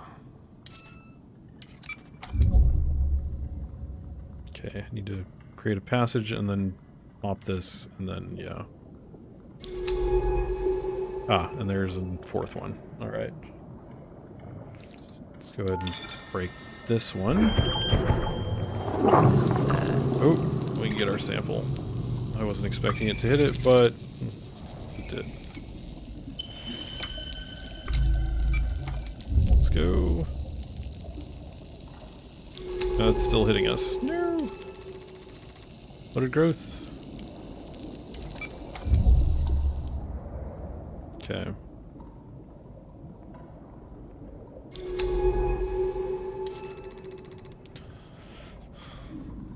This pulsing, pumping rhythm of the stalks' contractions suggests that some process is happening inside them. Creating these stalks is a delicate task, and I hope that their reaction is temporary and not some terminal state. Pulse can be felt running through the shelf from the north, making the sand ripple in small, soft waves. Alright, well, gotta blast this one. Grab the sample. And then move. Great, now we have plenty of these microbial colonies. Where does this infection come from? The stalks seem to be struggling to deal with it. Is this just part of their expected life cycle? What do you think? Maybe you're right. It's impossible to know without further study. Either way, let's bring these back to the base as soon as we can. Analyze these samples there. Call in the pickup.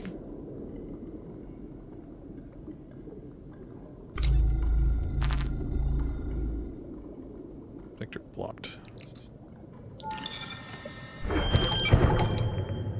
I'm gonna go check it out.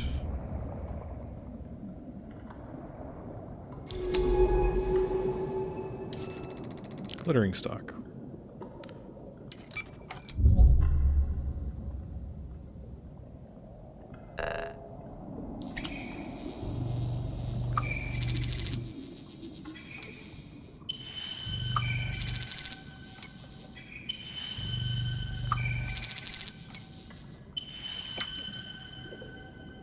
Okay. There's only one way. That way? Bloated stocks seem to be precisely spaced out between the stocks. Damaging this colony by disturbing them? Who knows? But I need more bloated stock scans, so... Scans we shall get. Loaded growth. Vein or root must run through this spot as the sand rumbles with unseen movements. Are all the bloats connected? Hey, reef bloat. Large bloated stalks. Burst easily. That's enough data to log and classify these inflated stalks. I'm going to call them reef bloats. Bloated stalks that burst easily, expelling the toxic microbes held inside their bodies. Their movements suggest unseen processes. The side of the colony loops back towards its center, leading deeper between the stalks.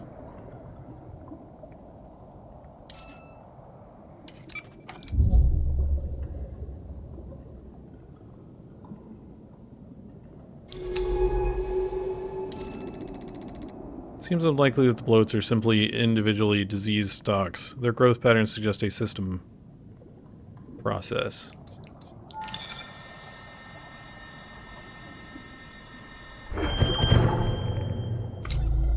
Okay, it didn't burst that one. Go ahead and get another sample.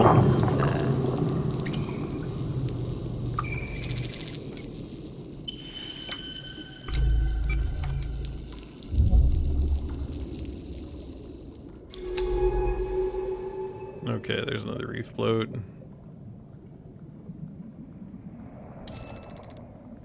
These stalks, I can see a sheer ridge rising up to the north. Shock covering melted away by the bloat. This rock has a dull metallic sheen, spectrums of light reflecting across its surface. Let's try going this way.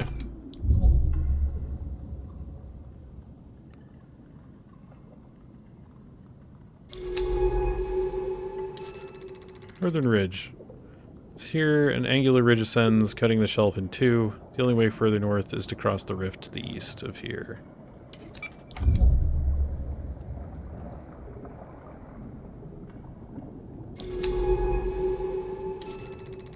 Hollow stones. Tucked into the side of this corroded rock, a pile of stones with worn holes sit in the sand. Within a hole, something glitters. Aha! A thing. What are the things I need?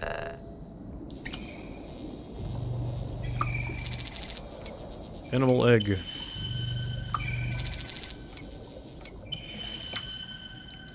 Aha, the eggs. Alright. Can I request retrieval? Alright, let's go.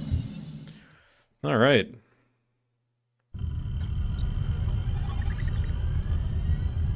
Downtime 4.2 hours. Interesting. Hey, you ready to go back to work? Great. So I've had a very productive few hours. Been working on that propulsion system. Used those 4 microbial samples to grow a new colony in the lab. Then I transferred it to a secure containment capsule, nice and snug.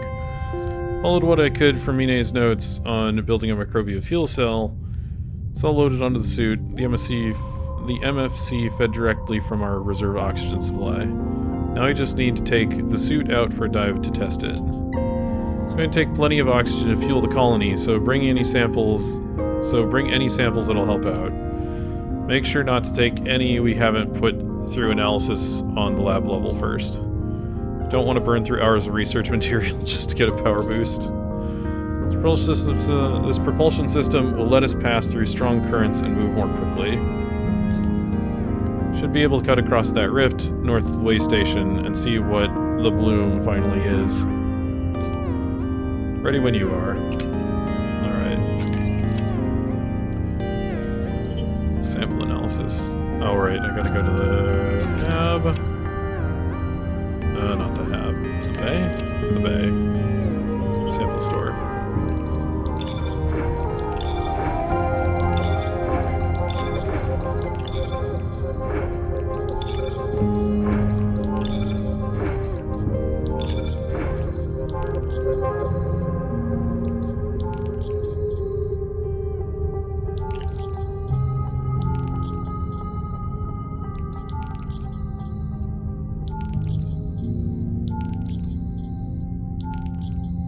Okay, so I'm looking for the second stat, because the first stat is our, so that's 15%.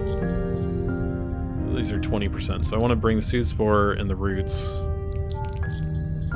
It's 10%, it's 20%, 0%, 0%, okay. So probably the eggs, once I analyze them.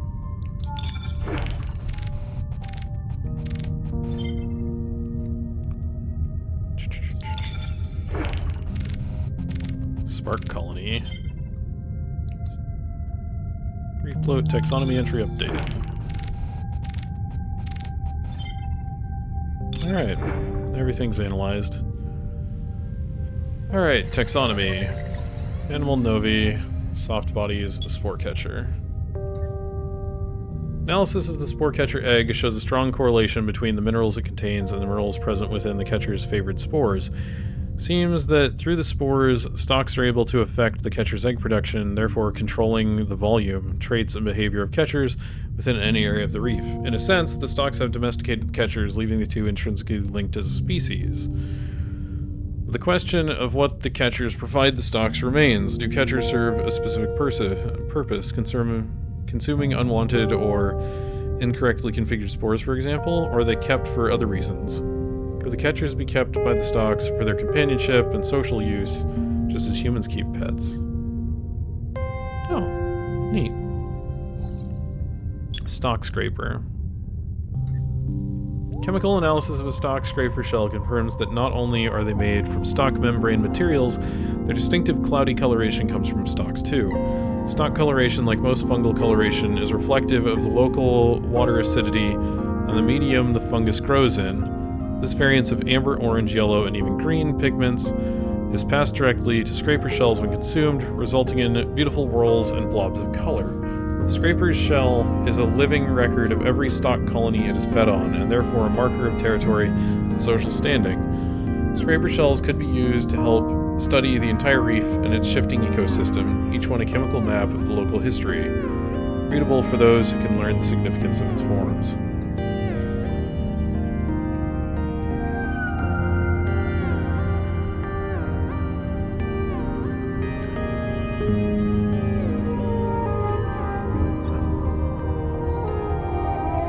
Reef bloat. Behavior.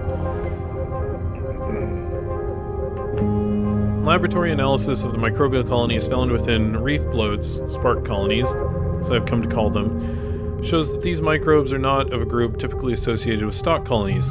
In fact, spark colonies appear to be made up of highly modified algae with a wide metabolic range, able to consume carbon dioxide, oxygen, metal, and toxic compounds with equal ferocity when supplied with a source of light. When metabolizing these substances, spark colonies produce a regular flow of charged electrons, making them ideal for use within a microbial fuel cell, or MFC. Their suitability for this use is suspicious. Are these really naturally occurring microbes? Why are they found only within reef bloats? Something isn't right here.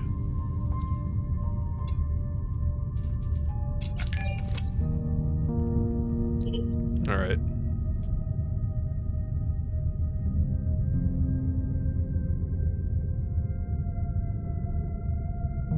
Okay, I already read this one. Why is it still marked? Okay, game. Alright, bay. Sample store.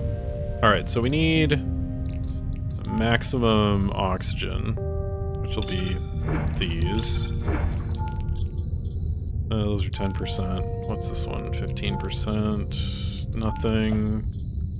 Nothing. Okay. These should be fuel. 0%, 15%.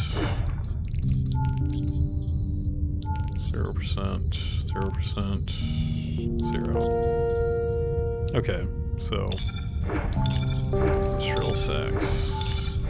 Alright.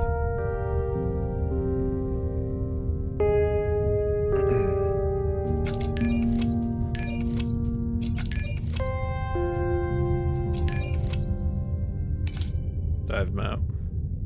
Oh, I need to get a thing from over here. Reef bloat route.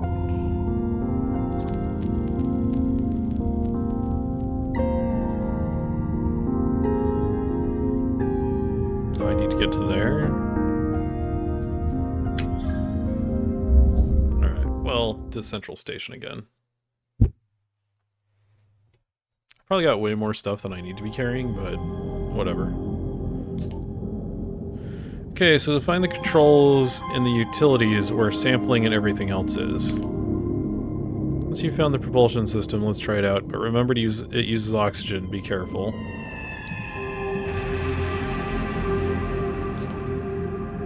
You've got the hang of it, let's try to cross the Northern Rift. Oxygen.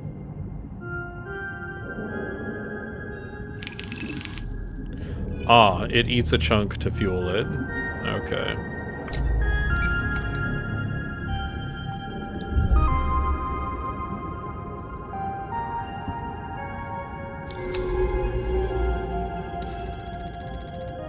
Central Reef lies within a bubble of calm, but just to its north, a massive rift brings strong currents through the reef.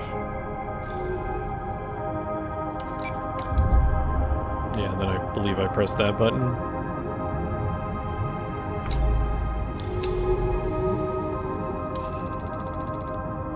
Shimmering perimeter of the western stock forest, almost nothing lives or grows on this finger of the reef. Rich passage, not between these rocks, leads out into the howling currents of the northern rift. Alright, let's go. Nope. We've got more ads. So, we shall be back in a couple of minutes. Don't go away, we'll be right back in a little bit.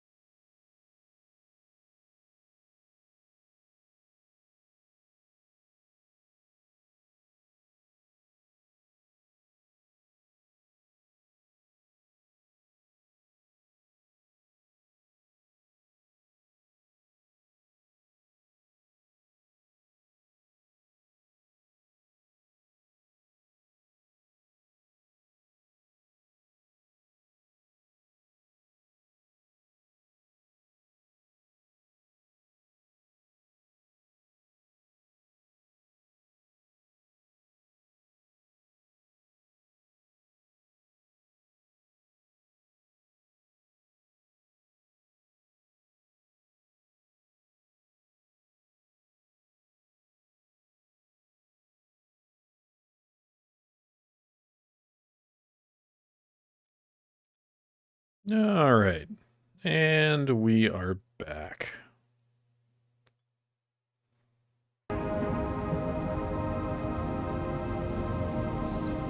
Alright, so to the open ocean. Northern Rift is the largest of the cuts into the Central Reef. Crossing it without some way of navigating its currents would be suicide. Good thing we have a way to navigate its currents. Impressive. This split in the shelf is incredibly wide and deep. Okay. Well, here goes nothing. Start up the propulsion system and let's cross.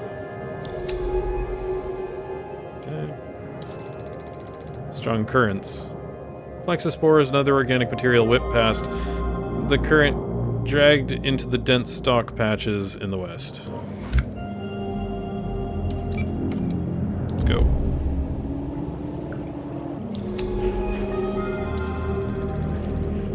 This massive split in the ocean seems almost too violent to be natural. Both sides are almost impossible to cross. Okay. I need to move quick.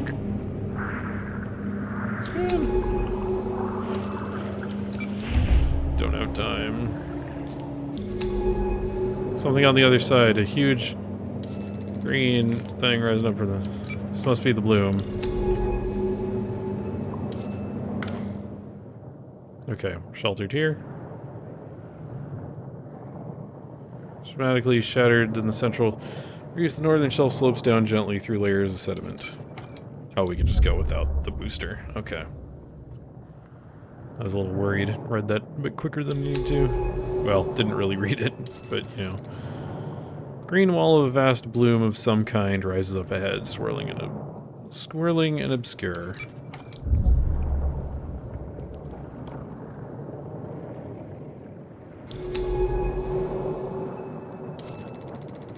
Bloom.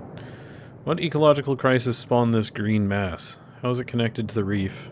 If the answers are anywhere, they're inside. Oh, great. The water inside is totally anoxic. The suit's rebreather can't function. Have to run on reserve oxygen while we're inside this place. Great. That's not good.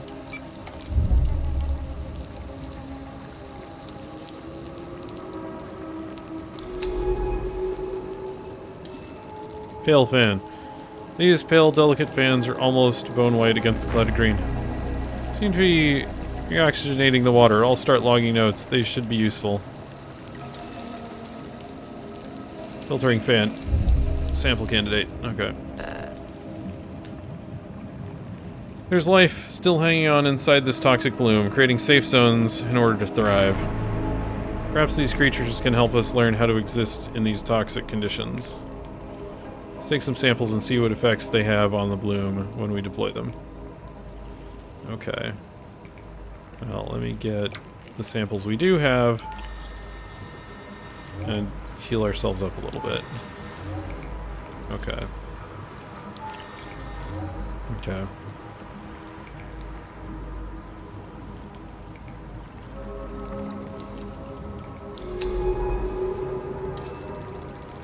Pale fan. Occasionally this fan shivers, releasing a flurry of green growths that have gathered among its gossamer spines. Ah, it's a 3-stack. Okay.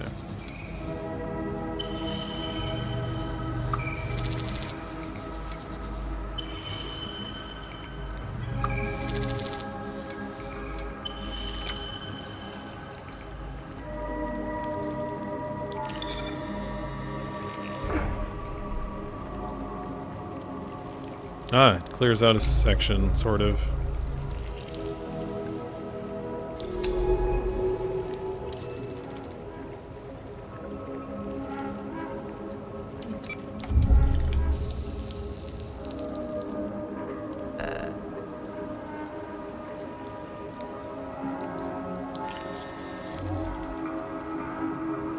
Grab a couple of samples.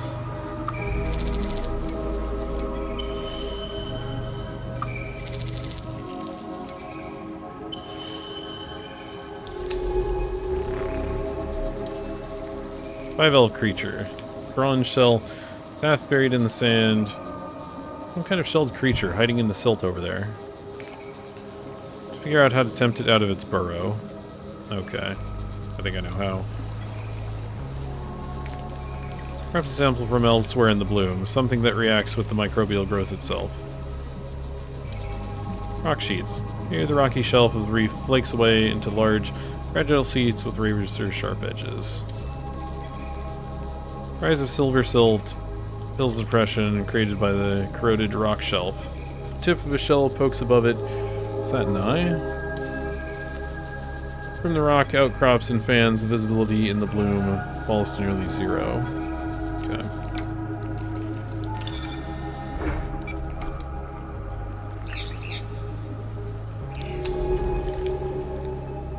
Okay.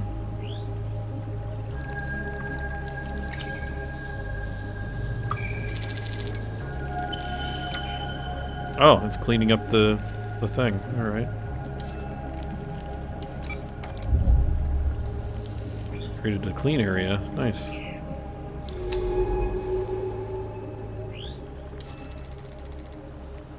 Shattered rocks catch microbial strings drifting in the water, draping themselves in a shifting web of hair. Okay. Guess we go there. Ah, there's our next destination. Toxic water is nothing but sharp rocks and green water. Okay, I gotta travel here. Get to where it's safe. Alright. Bloom is vast. What could cause and sustain these processes on such a scale? The oxygen gone, the microbes here must be metabolizing some other substance in order to persist. Okay, there's our crab friend. Silt bank. Silt is gathered around the base of this wide outcrop. Signatures of life forms buried within it can be detected. These creatures buried themselves to hide from the bloom's toxicity, making them one of the few life forms that can survive the bloom. Rock outcrop. Eaten away by the bloom, this outcrop is marked with a patina of tiny holes. To the north, the bloom whips around in cycles of heavy growth like a thunderhead forming. Please give 2040, 2020. Oh, dang it. I meant to give that to oxygen. Oh well. 1015. Oh well, I can play this over here. That got him. Okay.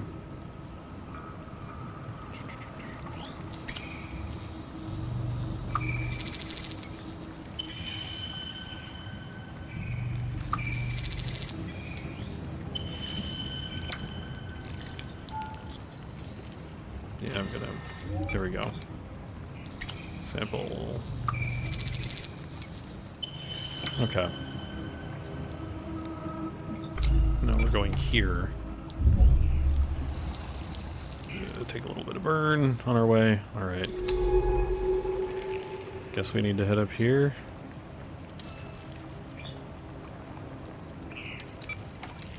Wandering through this junk. Oh, there we go. Okay.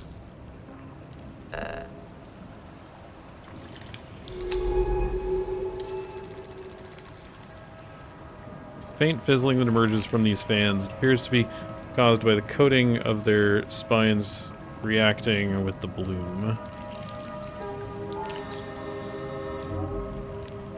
Okay. We can only go up there. Alright, well... Guess we grab a sample. I don't have more room. That's fine. Currents of the bloom grow stronger as I move away from the rocky outcrops of its southern side. Hopefully I'm going the right way. Friend crab. Bivalve creature. Fin-like fins which can fold it down in a simple set of retractable eyes, enable the creature to totally conceal itself within its shell. Okay. Let's go. Let's go. Okay. Oof. Wait, what? There it goes. That took it a little while. Maybe we should go... Actually, there were two left in that thing. So I'm gonna go... I'm actually gonna go get the other two. Yeah. Sample. Totally worth it.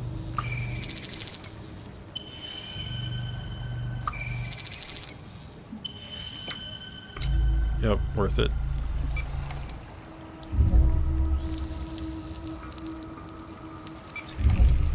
go. Alright. Net positive. I'm pretty sure. 20%. Yeah, okay. I'm still okay.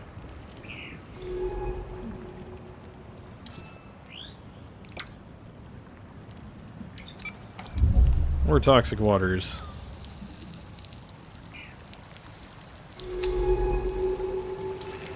Toxic waters. Fractic glow, cast the shattered ground in a cool light. Alright. Oh, there's a clear area. Okay. Ahead, a fizzling membrane of oxygenated water. This what allows the species here to survive this constant toxicity? Maybe.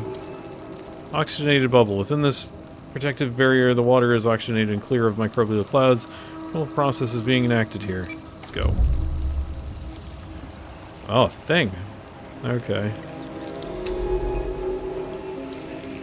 Nesting creatures.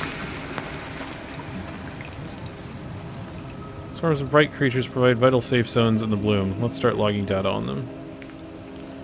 In these complex, transparent structures, the blurred activity of many individual creatures can be seen. These must be nests.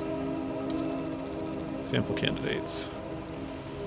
In the open structure of these nests, swarms of glinting particles form shifting shapes.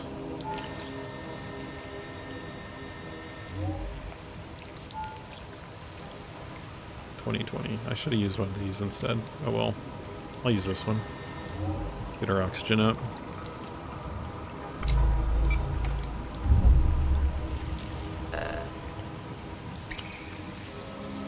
It's just 2. Good.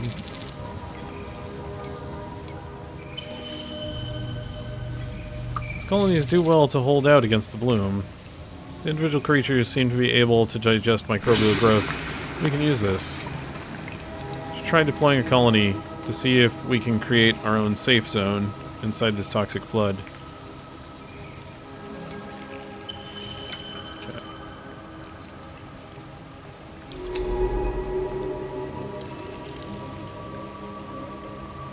The ornate domes and porous spheres of these skeletons glint with the purity of their silica growths. Small construction drone from the base. Corroded beyond use. What was Mine building out here? Alright. Go here. Strange forms scattered around inside the bubble. Are these skeletons? Resemble radiolarians, but far bigger in scale. They're incredibly ornate. Colony of shattered domes lying in the silvery silt. What were these creatures? I'm gonna check this one, and then I'll go back to those. Okay.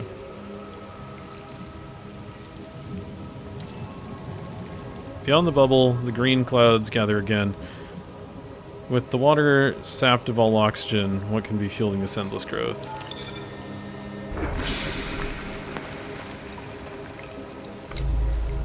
Oh, we can create a pocket. Okay. Alright, I'm gonna grab this sample.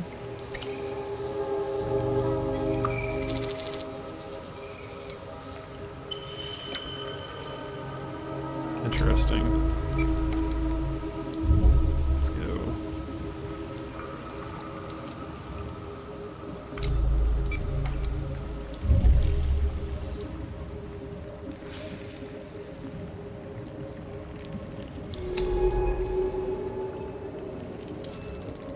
I should have put it in between. Oh well.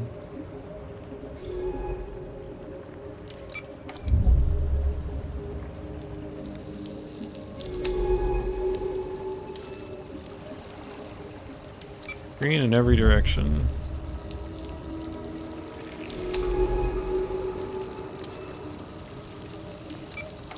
Can see nothing.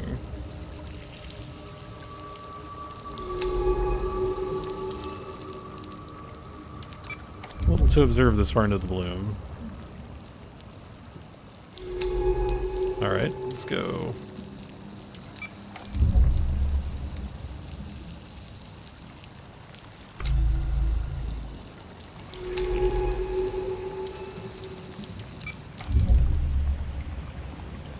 Ah, the base. Okay.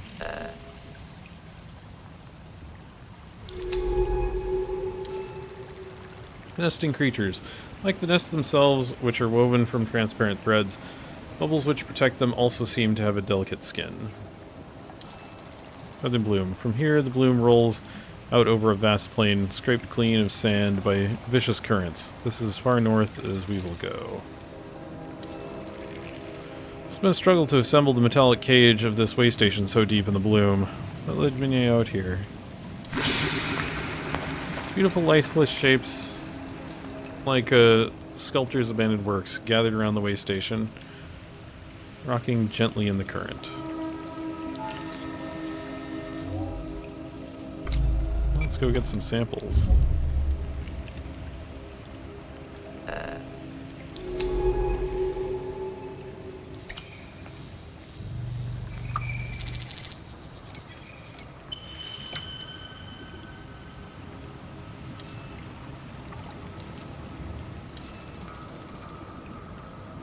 Nearby bubble sits alone in this flat plain, scorched by the chemical process of billions of metabolizing cells. The side of the bubble seems so close to the way station, if it were to shrink, any foothold we have in this green desert would be lost.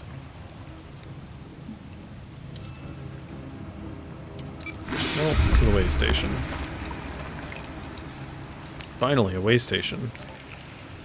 This active, we can call for retrieval all across the bloom, useful when we run low on oxygen. The terminal, and we can resupply. Let's see if Mine left any map data behind. Download the log.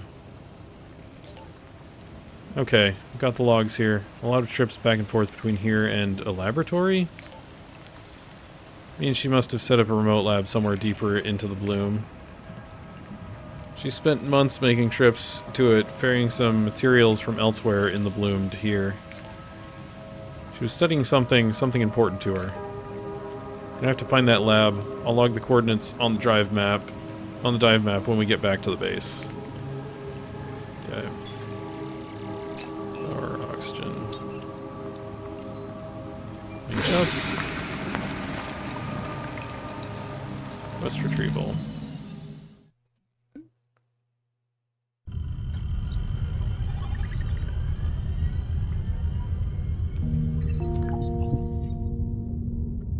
Okay. Are you back with me? Yep. Good. I want to ask you about the bloom.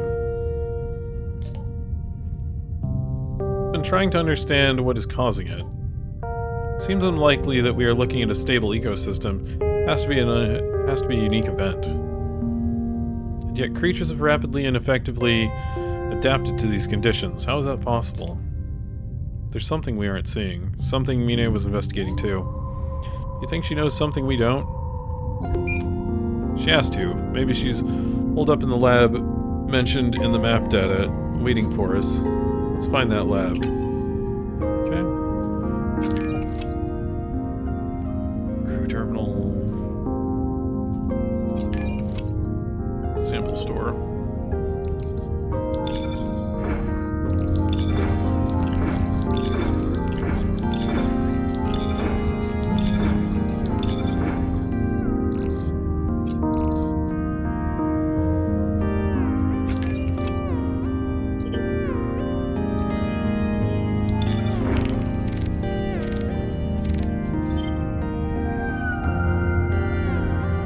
Oh, can't analyze them because I don't have the stuff yet. Wait, I can't analyze these?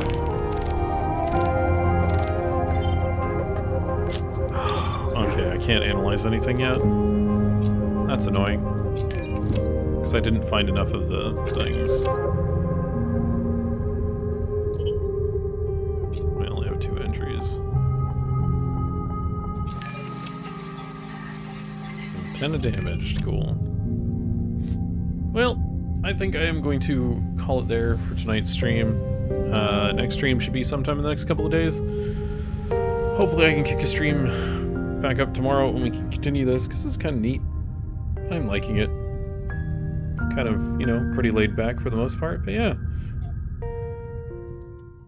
So yeah, that shall be it for today's stream. Look forward to next time. Should be fun, hopefully. Once again, this has been In Other Waters, and thank you all for watching.